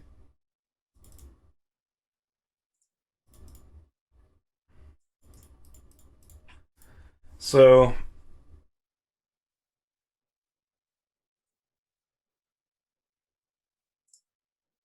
let's see. Sorry, I'm decking over here too long. No, I know. I'm just thinking through this right now. Yeah, I think we'd start there. I have a feeling the dice spread's going to need some modification here, but we'll just see.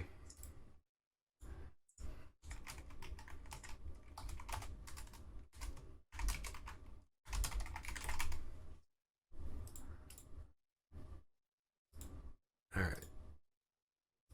Yeah, I'm going to start Tabletop Simulator. Okay.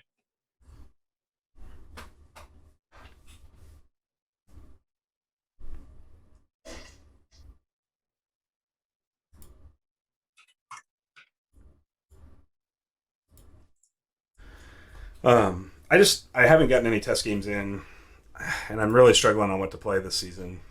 So, is what it is, I guess. I don't know.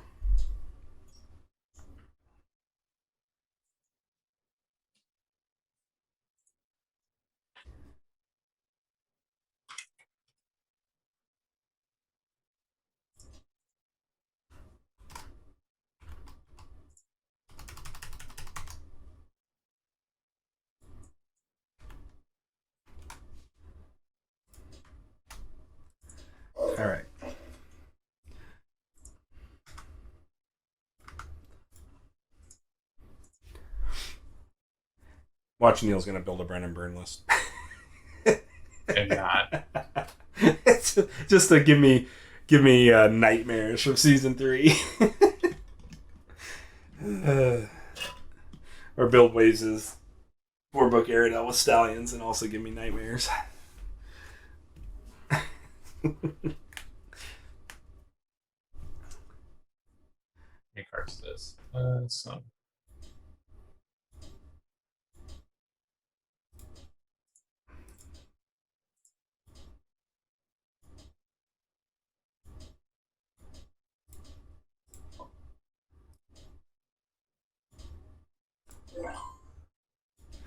Okay. I'm going to step away for just a second, Neil. I'll be right back. Okay.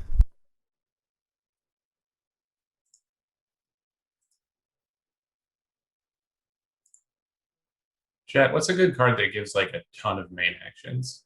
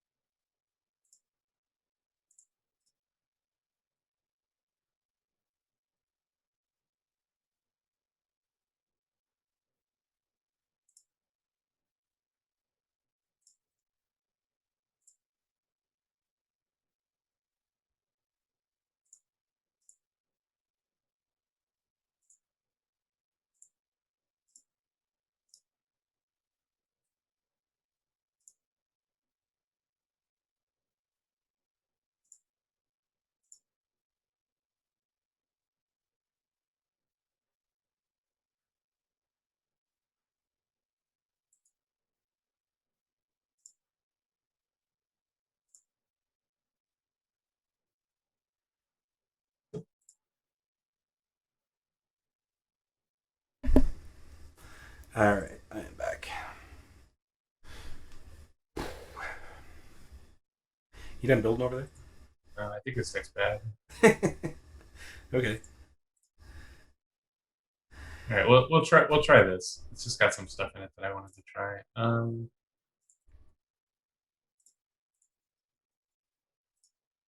This is probably close enough. All right, save you.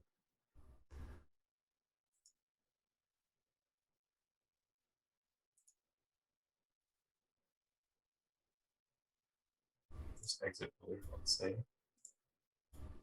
Nice.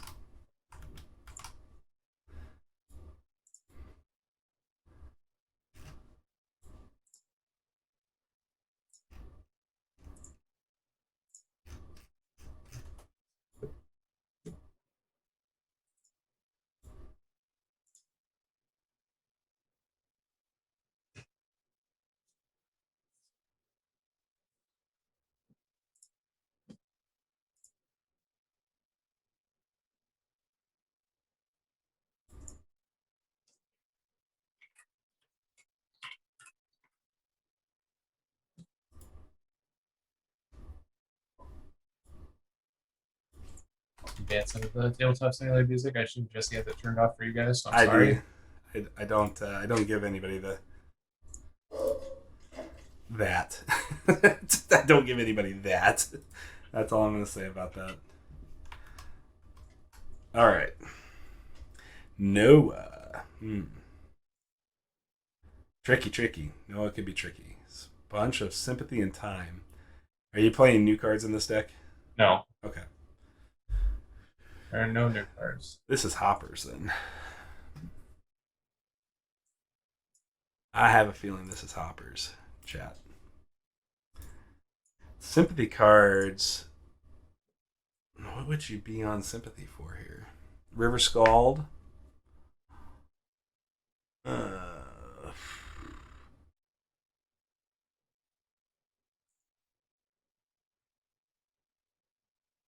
Hmm. This deck needs something expensive to do in round 1. Does it have expensive things to do in future rounds? What does this deck need? I think it needs I'm gonna cheat here for a second. Where did it write it? This deck needs a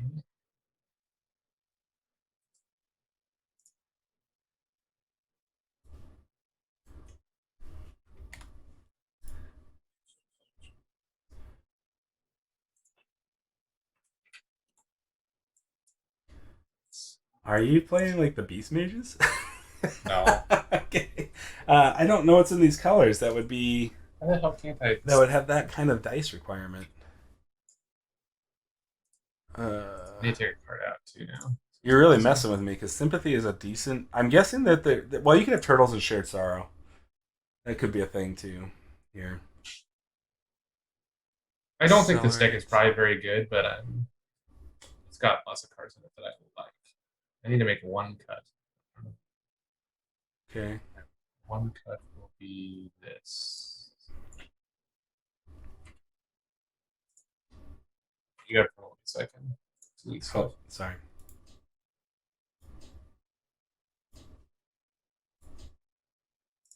So this should have 20. Okay, good. Yeah, we're good. I'm struggling to know because I don't think you're playing anything big. This deck is probably real donk, but I'm into it. So cool. Let's try this guy and this guy.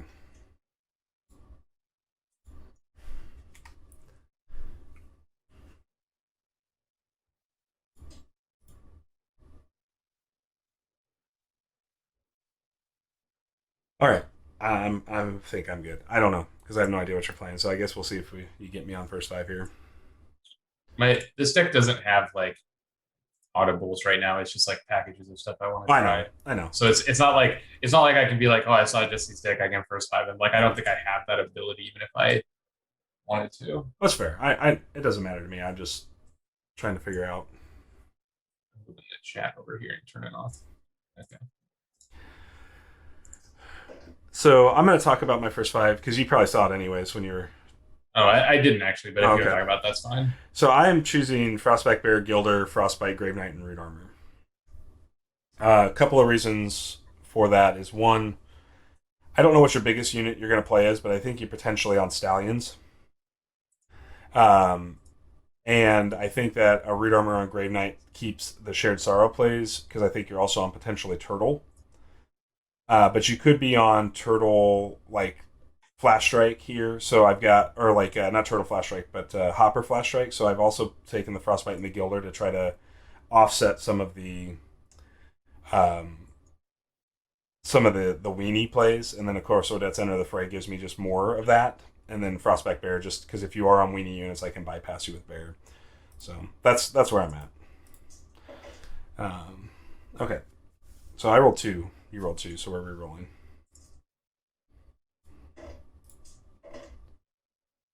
I rolled 2. I don't think mine even rolled. Okay. It like rolled 1 dice, but didn't change any of the others. Okay, I still got 2. Okay, so we're going again. I like that roll. I'm on 4. I got 3. I think I'll go first. Okay.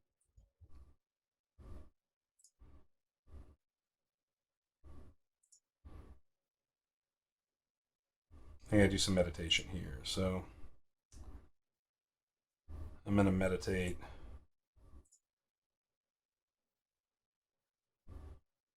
I got to shuffle first.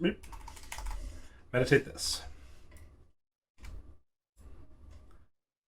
Meditate this. And then I'll play Gilder book and say go. Make that Salamander Monk, and then I'm going to meditate a couple times. Okay.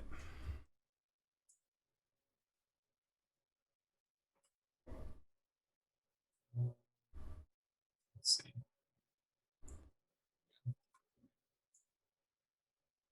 Resonance. What would you be resonating? Wait. Are they?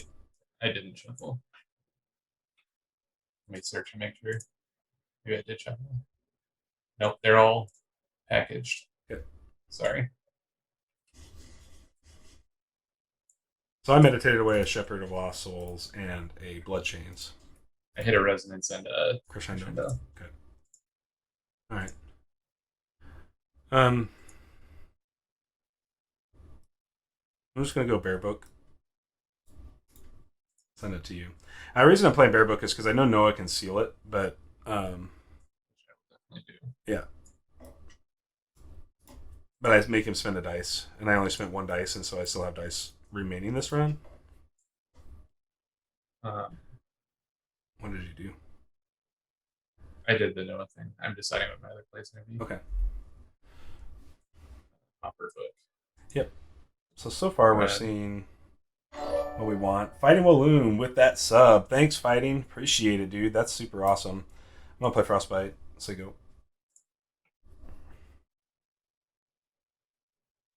Yeah, this deck might not be good Actually, against your many pings. I'm gonna meditate here. Sorry. Okay.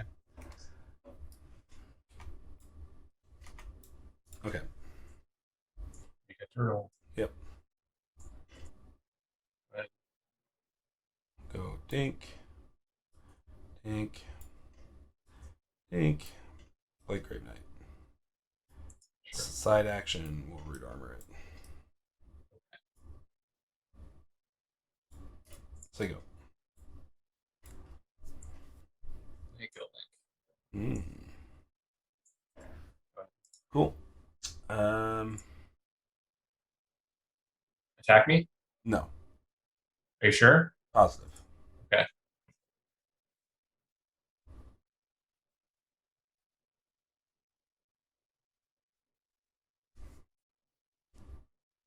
I'll just pass. I will play Expand Energy. Okay. Spending.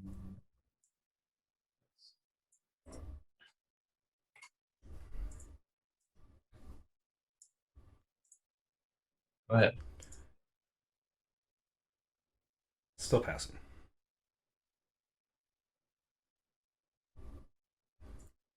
Like, Wow, that's a good top deck.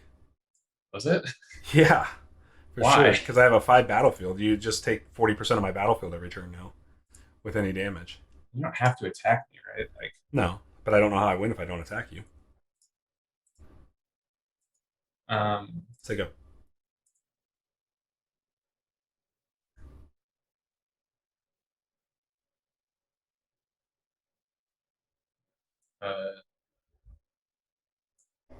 Make a salamander. Okay.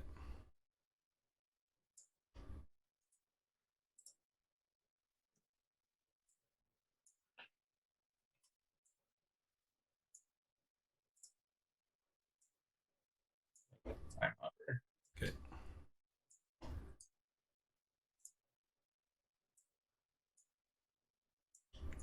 Go ahead. Let's make a Gilder. Yeah. Oh, no, I hit the wrong button. At least I don't have like 23 conjurations that are now spread out all over the table. So I'm not allowed to play River Scald even though I drew it, right? Correct. That's so dumb. Let's go ahead and ping the the Salamander Monk.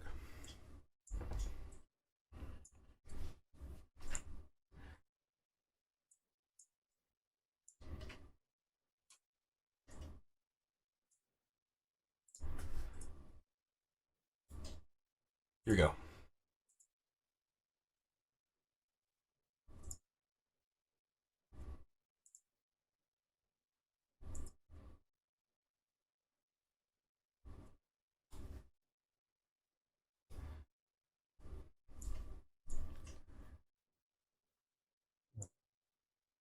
Power. Yep.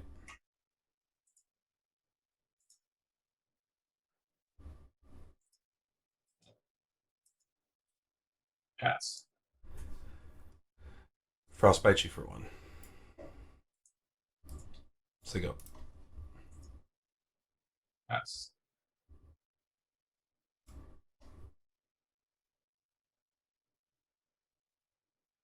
We already made a Gilder this turn. Yep. I'll pass.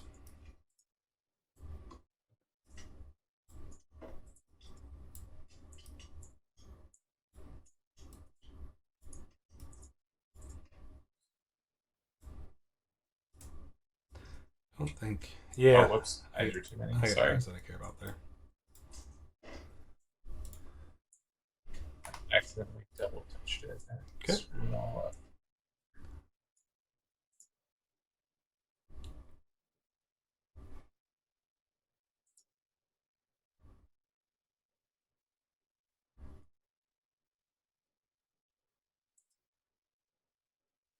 Um,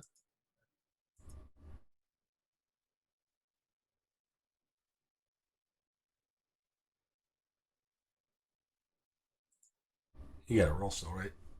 yeah. We don't know.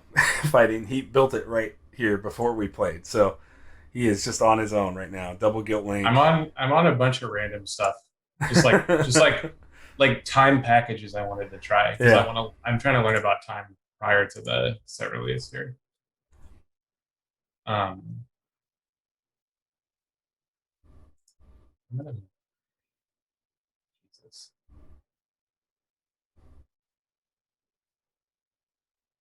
I'm gonna play Resonance. Okay. Play Bunnies. Yep.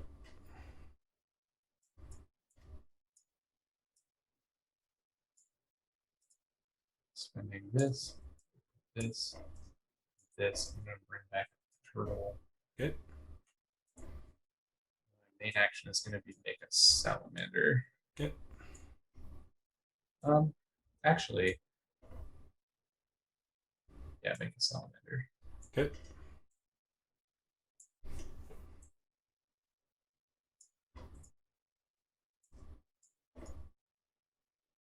But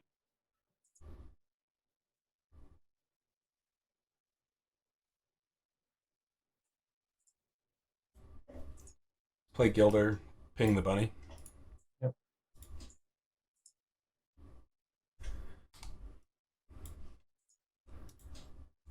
So go.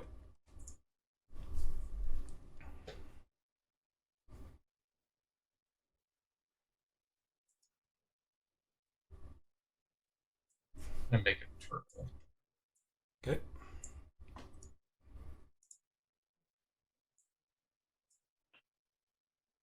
But I'm gonna enter the fray of the turtle and nature ping it. sure. So go. I should have done this right away. I'm gonna know your book, your Frostbite Fair. That should have been my first side action of the round. That was really bad that it wasn't.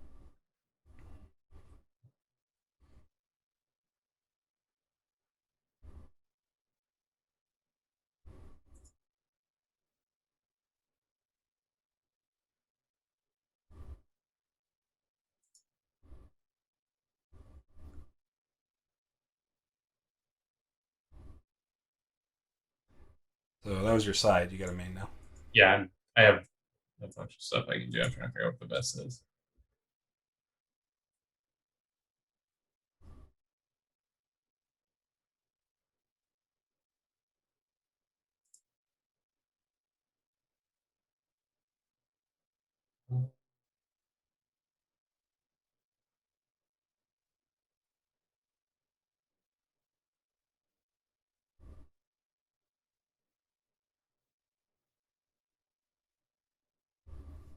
Place there.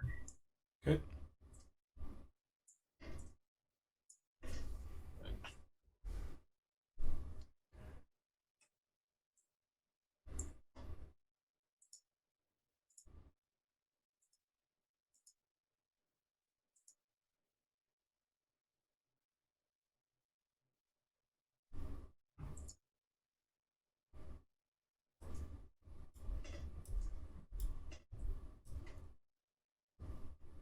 Sword of the bear.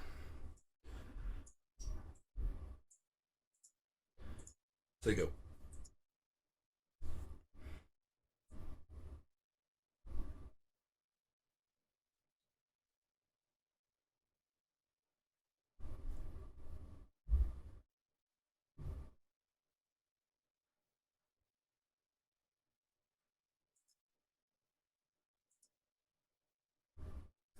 Um,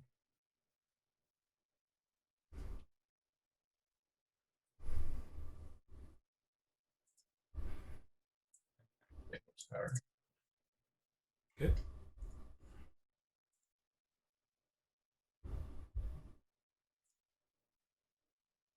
That's been So go.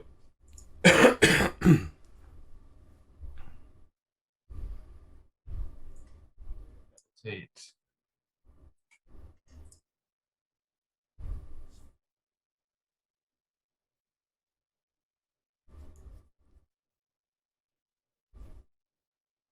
That's me. Okay.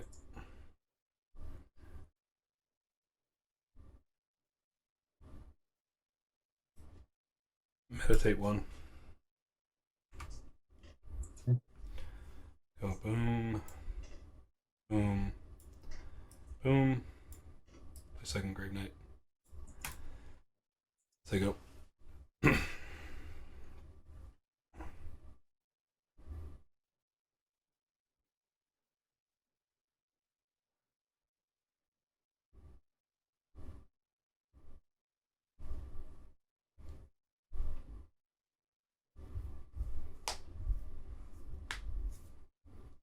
I'm gonna attack the new Grave Knight with this Salamander Monk. Um, and crescendo it. I guess I'm gonna attack this Gilder with the monk and crescendo it. Okay. Gotta discard a card there. Yeah, I'm working on it. And then spend a sympathy die. I'm working on it. Shoot, I got decisions. Calm down. Do a point of damage somewhere. Yeah. Not countering with the Gilder. Oh, I don't do any damage anyway because I had to kill the guy I attacked with. Let's go ahead and frostbite you for one. Yep. So go.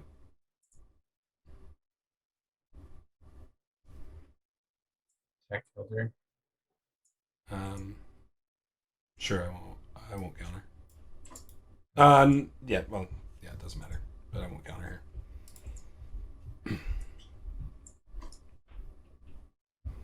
Frostbite you for one, and nature paying the unexhausted monk.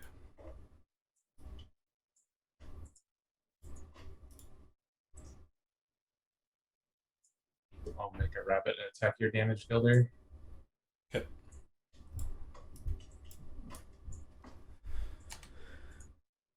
I guess this is just practice for survival of the fittest metas. Well, if it's practice for survival of the fittest metas, you want it here, right? No, because I have an alteration on the Grave Knight. Oh. My little remote go. My lights just got real bright. It's weird. It happens sometimes with those lights. I don't know why they do it, but they do it.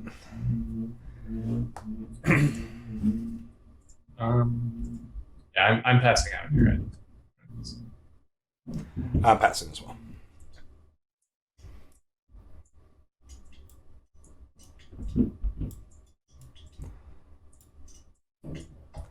I hadn't considered Sander Bearer. If I would have considered Sander Bearer, I would have SOV'd the the turtle guard, but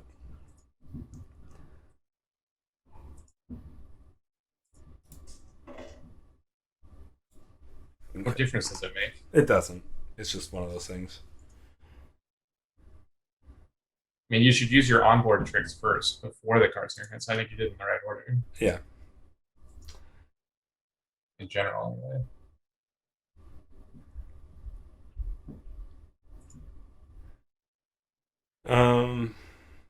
Yeah.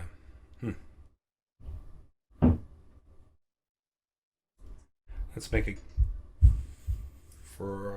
See, the Frostbite Bear doesn't do me any good, actually. Let's make a Gilder. Shoot, Time Hopper.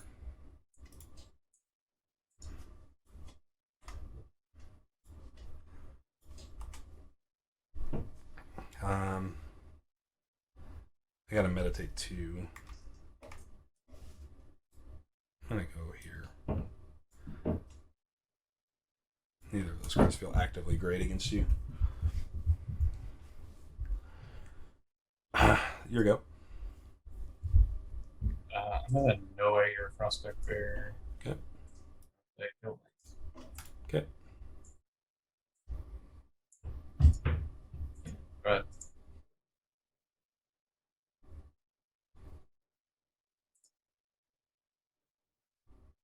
I'll frostbite you.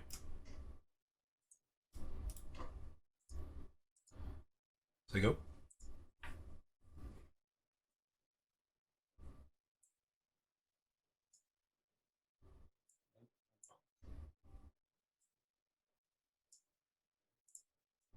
6 round clock. Yeah, that's exactly what it is. Fighting. I can't attack into a triple guilt link, so I just have to pivot.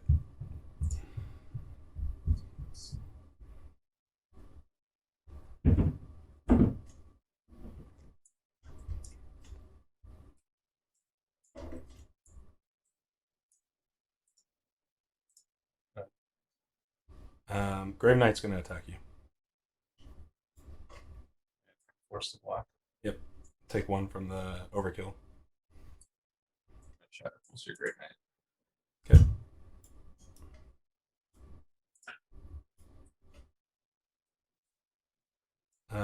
I'm going to ceremonial power, get back a Grave Knight.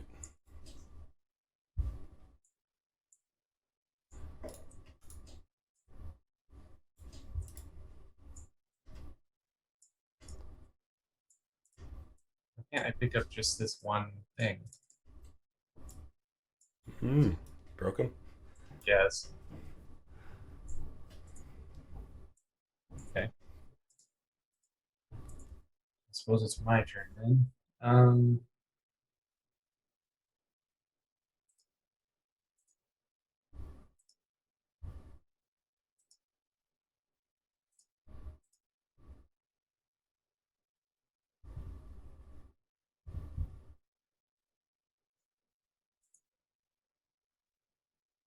I think I'm just going to deck myself. Is that sad? Well, I mean, you set up triple guilt link, you gotta have a win con. Otherwise, I can't attack you, right? Like, there's not a place in this world where I can attack you.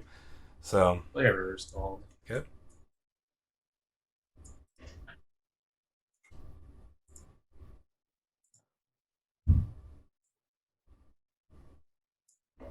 Funny. Okay.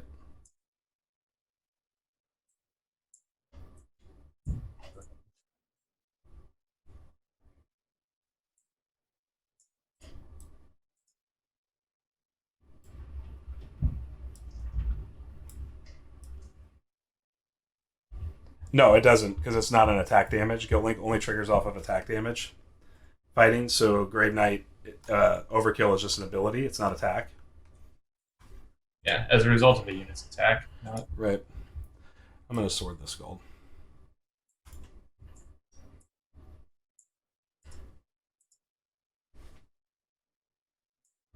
And then I'm going to meditate. Hold on.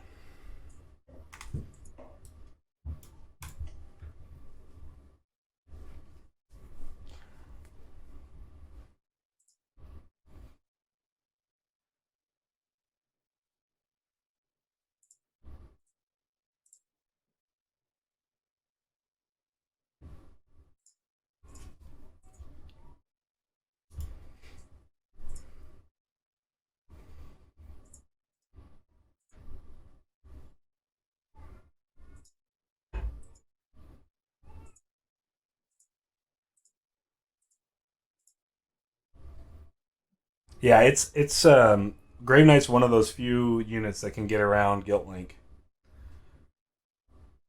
If I don't know. I would say that Grave Knight is not good against Guilt Link. In fact, it is actively bad against Guilt Link. Why? Because it's a 3 dice unit that gets eaten for nothing. Like, no, because you can always just force your opponent to block it. It doesn't turn on Guilt Link, so you get to kill something on your opponent's board. So your 3 dice Frostbite is good enough. It has to be when you got 3 Guilt Links on the board. What else are you gonna do? I'm not saying like what do you do against Guilt Link. I'm saying that large units are not good against Guilt Link. Like, just having Overkill isn't enough to say it's good against Guilt Link. It advances your win con in this game state. Right, so you're talking specific to this game state, and I'm talking in general. You don't let Knights into Guilt Link. Sure. Like,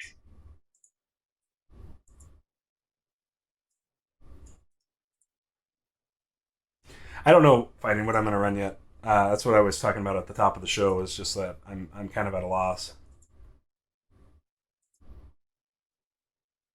Yeah, I mean, if your deck is full of 3 dice units, which my Odette list is, then you have to have something that isn't going to get eaten alive by Guilt Link.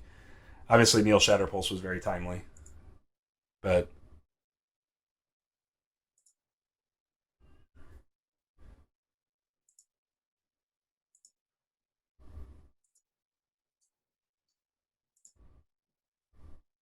I literally put that card in my deck because I was trying to find other things in these colors that cost 3 for River's Gold. Yeah.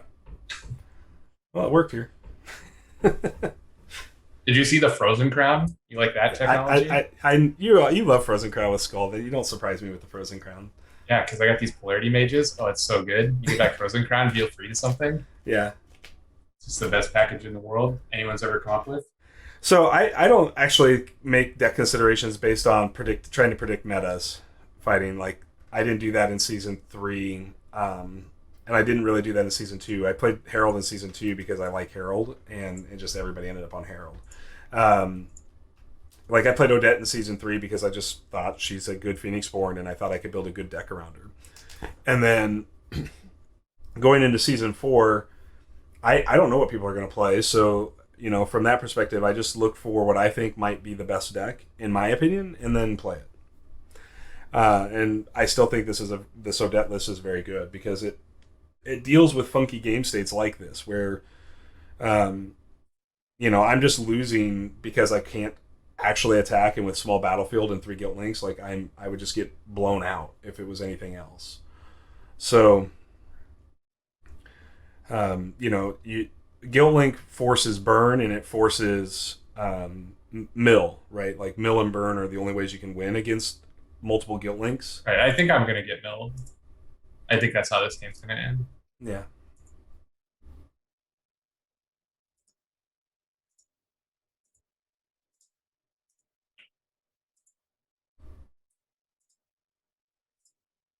Is it my go or yours?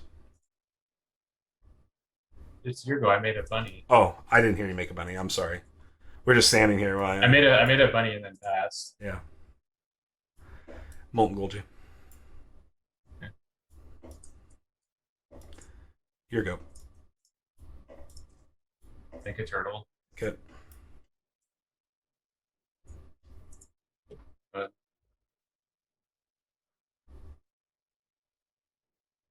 Ping the bunny.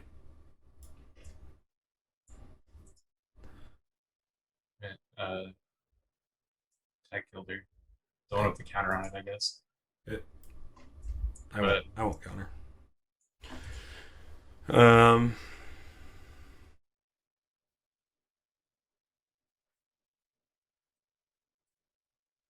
Frostbite you for 1. Divine Power of the Gilder. So go. I'll attack other Gilder. I'll unit guard it. Kill yours. You got it.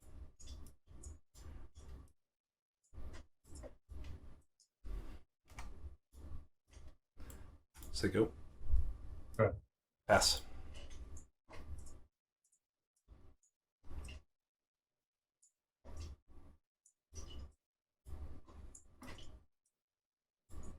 Yeah, these go wide decks, like they have to have a James or a Brennan thing going on. I think. Yeah. Just like because you have to be able to make like explosive attack or at least threaten explosive attack. Right. It's like me like trying to slow grind you after it's not been working. Yeah, that is what it is. I'm gonna James your Gilder book. No, my Gilder book, you mean? Yeah, whatever this guy is. Okay. I'm just gonna play 3rd Frostbite book. Oh, I have a main action to take. So. Oh, okay, sorry. I'm gonna play Polarity Mage. Okay. And get back a Frozen Crown. Okay. There you go.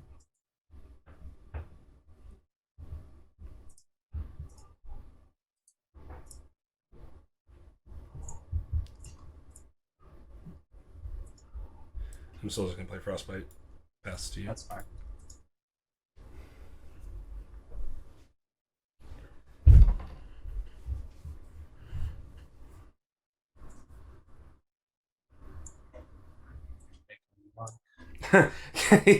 You're looking forward to that? Okay. Sounds good, man.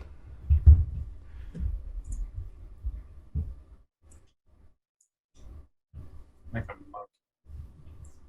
Rabbit. Okay.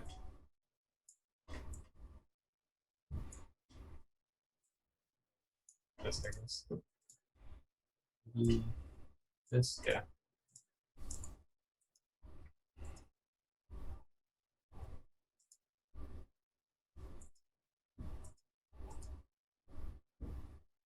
Rabbits just aren't good without the additional rabbit hook. Yeah, you really have to be able to summon second rabbit. Right. You like this card just isn't good enough by itself without doing something else. You like need the Emperor Wizard or second rabbit hook or something. I'm gonna go ahead and spend these to make a bear. Just to give me a unit on board. And tell you to go.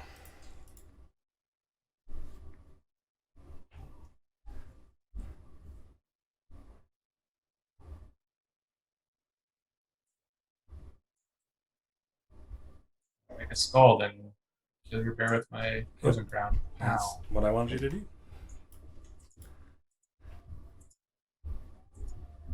Side action. I think I need to meditate.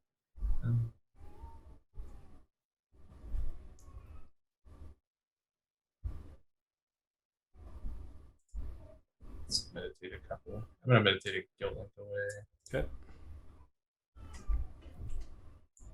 I guess it's Resonance. Okay. Try not to actually do anything. Alright.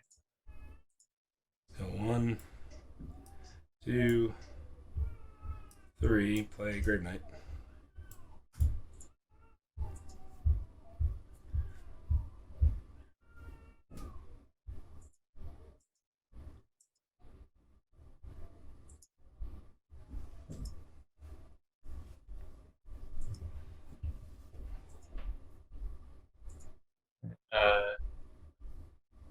I'm gonna send a squad and crescendo you.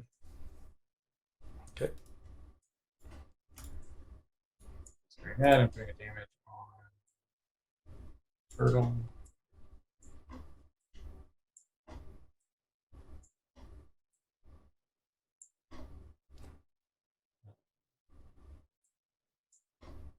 Yeah, like that. So you can block. I will block the River Skull. It's Flash Strike too. Oh, I can't. I played a crescendo. Yep. It's not allowed.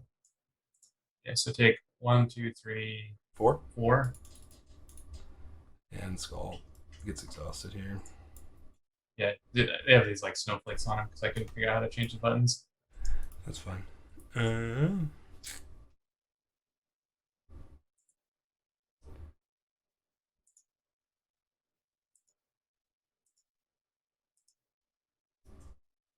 Oh, Frostbite you? Yep. Psycho. Turtle.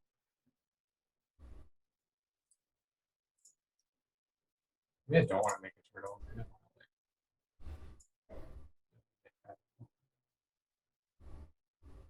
Yeah, if I draw one, I think I only have one in the deck, and it's right there. So, yeah.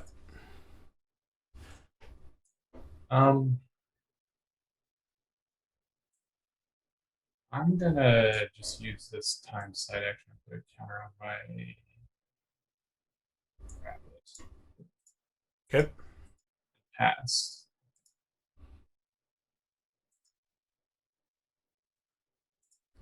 Let's Frostbite your rabbit.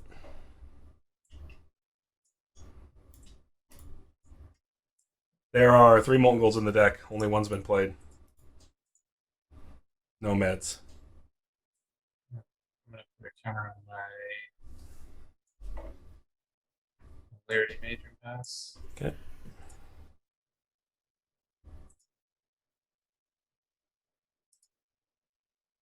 I'm gonna do that. I'm gonna make a turtle now that you've freed a spot.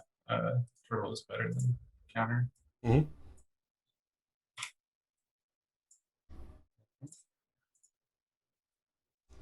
Let's Odette your Skull.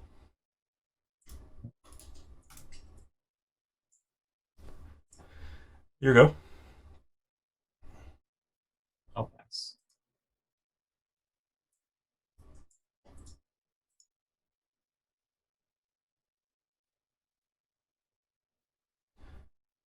Let's frostbite you. Sorry, I don't want to use that die. I want to use this die. Here you go. Pass.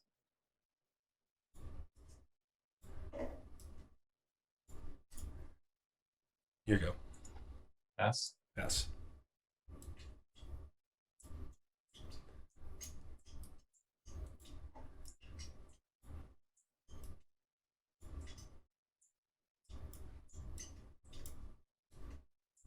Hmm. Now I gotta take maximum chances here.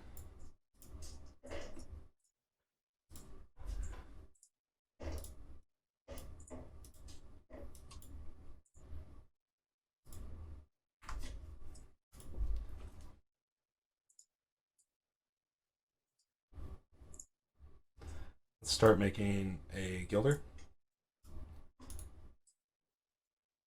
Shoot the Polarity Mage.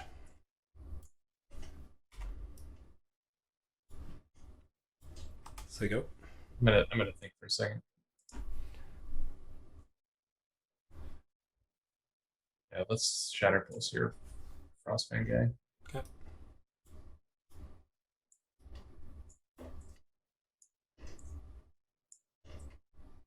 Which unit are you killing? Oh, I killed the unit. Yeah. So you get spin down to my dice too. Oh, I do. Yeah.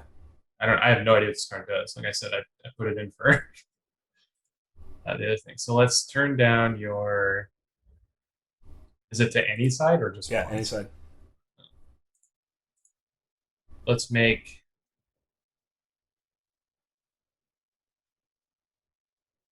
both your divines into basics. Okay.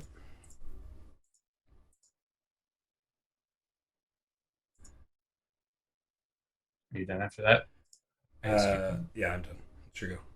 I guess you get to meditate if you want. I don't know if that matters. But that makes a spin down list no, bad for you. I'm good. Let's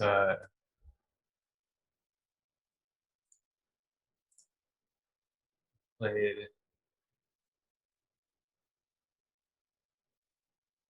Sort of choose.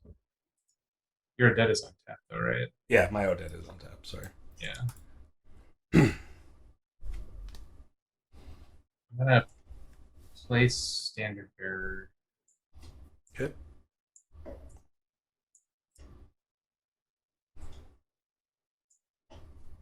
And make a rabbit. Okay. Around the bear. Go ahead.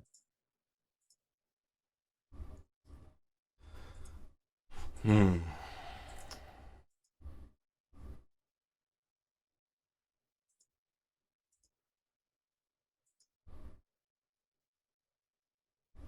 Ryan B puts in chat, discard it, exclamation point, exclamation point. I don't know what he's talking about. But... Sword of Virtue. Oh, okay. Discard the Grave Knight for this. Discard the Golden Veil for this. Main action, Frostbite you. So go.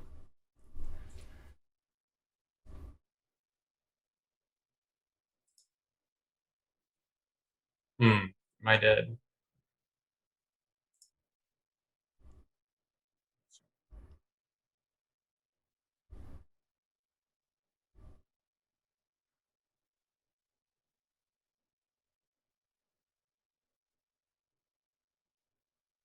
Well, he's got 2 turns fighting. I can't win in one.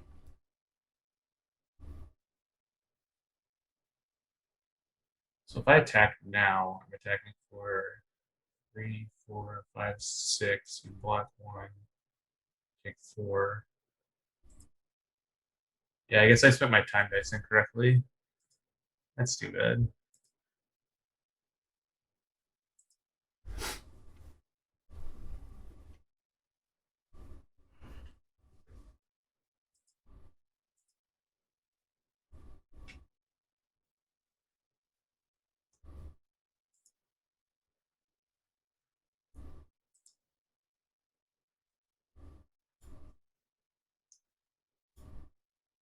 And I can't Noah the Frostbite Slap because we got 2 of them.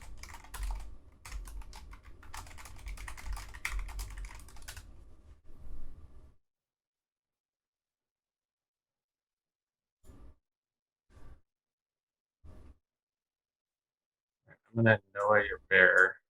Good.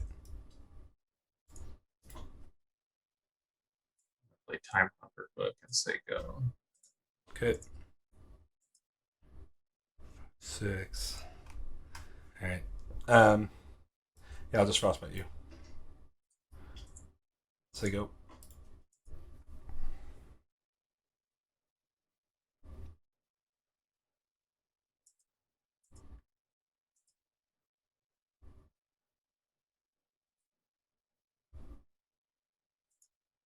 So I wonder if I would have won if I had spent one of these forces on my Shatter Pulse early in the turn. Not sure. I think that you're going to. I assume you have the Molten Gold. Yes, I do. Okay. Because I would get to make a bunny. Yep. Put a status counter on the bear.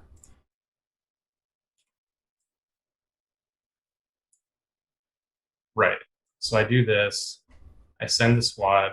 You would this pump. Pumps. You'd pump 3 units. Right. So I'll pump all the bunnies. Okay. Or I guess not this. Okay. Well, let's see. Do I get more damage through? Because I have a flash strike. That's your time dice, yeah. Right. So if I had spent this differently earlier in the turn.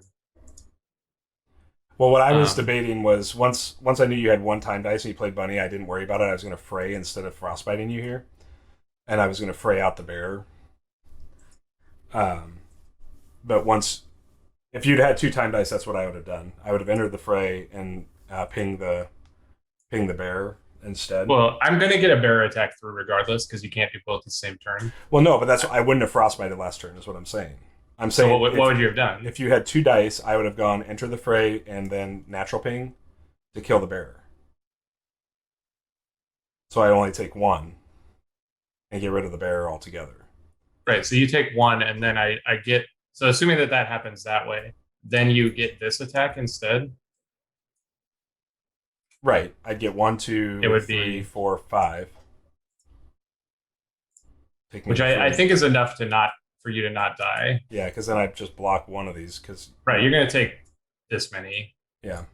So I would take 4, 5, 6. I'd go to 2. Yeah. So I'm dead either way. Yeah. Because if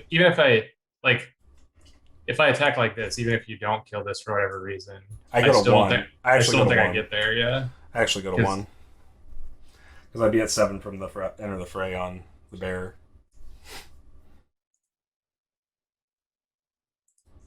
Right, because I think I'm supposed to pump the non-tokened units. I'm not sure. But yeah, you go to 1. So I didn't get there anyway. Yep. Yeah.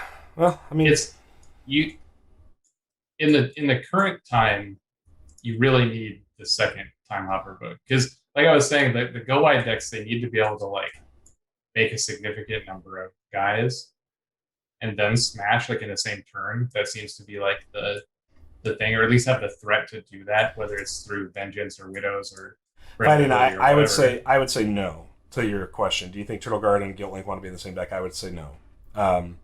The reason why I would say no is because Guilt Link sort of serves as your you can't get attacked. So, right. I picked Turtle Guard because not because I think that this deck wants a Turtle Guard, but because I wanted an additional 1 dice unit in color. And maybe it should have been Ancestor Spirit rather than Turtle. Yeah. Turtle seems so much better. And I have this bad little package of do you have the Seeds of Aggression or Shared Sorrows? No. I have Resonances. Yeah. Because I was trying to find 3 drops to discard to my skull that maybe did something. So that it's potential that you would be able to tap something with a turtle. I mean, bottom line that's probably way too cute. I think that that deck loses to Brennan Burn very, very quickly. Right. Like, I don't think this deck is good. Yeah. I was just trying, like, I wanted to try out some more of these time cards.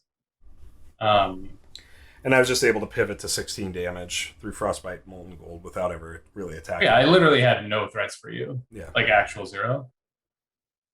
Yeah. So. I mean, Odette control is always going to be good, I think. Yeah. Like, the meta would have to be very strange for it not to be. And just by the nature of Odette control, like, I think it's weird that you say, like, you wouldn't play a deck based on the meta because, like, that's what control decks are. Like, it's all answers to the meta. Well, otherwise they don't function. But see, Odette's... So the reason why I think Odette is different, and I could go on a mess about this, is Sword of Virtue doesn't have to be a removal card. It can be just a refresh card for your knight, you know. Right, but I mean, Sword of Virtue aside, because Sword of Virtue is bonkers, and you should play as many bonkers cards as you can afford, Odette included. Like, this is a control deck, and control decks, like this is either going to be good against the meta or it's not. Yeah. And with the cards in it should fluctuate based upon that. Like you're talking about how Nature's Wrath would be good. Like, if you think there's going to be a bunch of wide decks, you can play a lot of Nature's Wrath and a lot of Meteors and less of these other things. I have 2 Meteors and 1 Nature's Wrath, so I have the sweeps covered. Which I think is fine. Yeah. Currently, it's just, like, control decks in general, if they're not paying attention to the meta, they're going to be bad. Sure. And But I'm not specifically, like, I think what Walloon was asking me is, like, or what he was asking is, you know, how do you figure out what to pick for Season 4? And I don't think you can. I think you can only go off of the information you know, which the information you know is there will be some wide decks. Fallen made top 8. There will be some night decks, right? There will probably be a 4-book Aerodel, which my deck was not very well suited to fight previously, right? Waves made top 8 and Philly made top 8 with his. You know, so you kind of look at that and say, sure, okay, yes, I'm not completely devoid of meta decisions, but I can't build for everything, nor can I try to predict what somebody might throw as, like, secret tech sauce, right, into Season 4. Well, you should never try to predict secret tech sauce, because secret tech sauce is what you do when you predict things. Like, right. It doesn't work that way. Right. The thing I'm saying is that in general, like when you look at the meta, like, you say there's probably going to be a 4-book Aerodel. Right. Well, if I think there's going to be one 4-book Aerodel, I'm going to ignore that in my meta decision. Sure. And just, like, if I get paired against it, I guess I lose. But I made the best meta decision by saying this small percentage of the meta is something that I'm going to not do against, because it's more likely that I don't play against it. Well, so to point, right, just to add to this really fast, because I know we're over time. The point I'm trying to make here is that when I played in Season 3, my bad matchups were 4-book Aerodel and my bad matchups were Brennan. The cards I added don't take away from any of my other matchups that I win or lose, right? I took away Massive Growth because I don't think Massive Growth matters. I took away 2 Summon Shining Hydras and replaced it with just another Grave Knight and another Hammer Knight, right? Both of which I think are better than Hydra. Correct, right. And then I added, instead of having 3 Nature's Wrath, I added 2 Meteors, which shore up my matchup against Brennan Burn and shore up my matchup against Aerodel. Right? Don't guarantee me the win. You still have to play the game and you still have to draw the cards, but they give me tech answers to those kinds of decks that were problematic. I added 2 Bloodchains over Close Combat because those give me tech answers to Snake as well as to Brennan Burn, so I can get rid of the Vampire Bat Swarm. Right? So, like, I can sack a Gilder, clear my board of a Gilder, make room for bigger units, and still get value out of, like, exhausting something that I want to exhaust. So I think, you know, again, I added 2 Golden Veils. That to me is like, maybe it's not great, right? Like it's very hard to roll that in. It's very telegraphed in your deck because you're always going to meditate to Snake, and they're going to be like, "Oh, he has a Golden Veil," because you have no other dice that needs it, right? No other card that needs that dice. But even if I meditate to that and I never spend the die, right, and I just hold a Golden Veil, my opponent, like, they either have to, like, play through my Golden Veils or not, right? So it's still forced to play. Barring like Magic Siphon, or illusion power right. or whatever. And if that's the case, then Golden Veil is just dead. Which Golden Veil was dead against you, right? Because you weren't interacting with my board. So, well, I had Shatter Pulse. Sure. In which case, if you had played a Golden Veil, it would have like that's where you just like take my mom out to dinner, right? Like, yeah, it's for sure. And Crescendo, it's good against Crescendo too. Yeah, but I mean, I you were crescendoing things that I was fine with you crescendoing. You know, I mean, like, because I could still like ceremonial power bring back Knight, right? Which is something that I didn't do a lot of in season 3 because I played 2 shepherds, but like ultimately the shepherd probably isn't good enough, so there's just a single shepherd in the deck now. It does seem kind of like it's probably good as a one of just to like. What is GV4 then? It's Fighting Wild Loon brings up a good point that it's if me killing your bear or your knight is not what you're GVing, then you shouldn't be playing it. Yeah, I think that's right. I mean, I don't think you're wrong, Fighting. I think that this was the first time I had played this deck modified with it. I think that the end of the day, this card's probably not good enough in this deck, and it just is what it is. It doesn't have a deep enough charm pool to make it work. Same reason why I probably wouldn't add redirects or anything else, even though I considered them. I think redirect would be way better than. Yeah, but I still have the same problem. I have to like. Redirect is a lot harder to play around, though. Sure. Like it's like gonna happen. Mm-hmm. So they either like how do you play around? You don't attack. Well, that's what redirect did anyway. Right. So like, I think redirect might be really good actually in your deck. So it's. I mean, those are where I'm sitting. So the list is a work in progress again. I mean, like any list would be coming out of any tournament, and it's really just focused on like how do I make certain things better, and that's really all it boils down to. But I do need to run because I've got little ones I got to help get down, and then I've got to play Brian right after this on our tournament. So, but I appreciate everybody that spent time with us tonight. Thank you for hanging out and talking previews with us. I'm looking forward to more previews for next week. And we will be back on Tuesday with some more gameplay. Remember, Tuesday is the deadline for registration, so if you're not signed up for Self Bus Season 4, get your registration in. Don't do it, and then message us the afterward. Don't do that. Don't listen to Neil.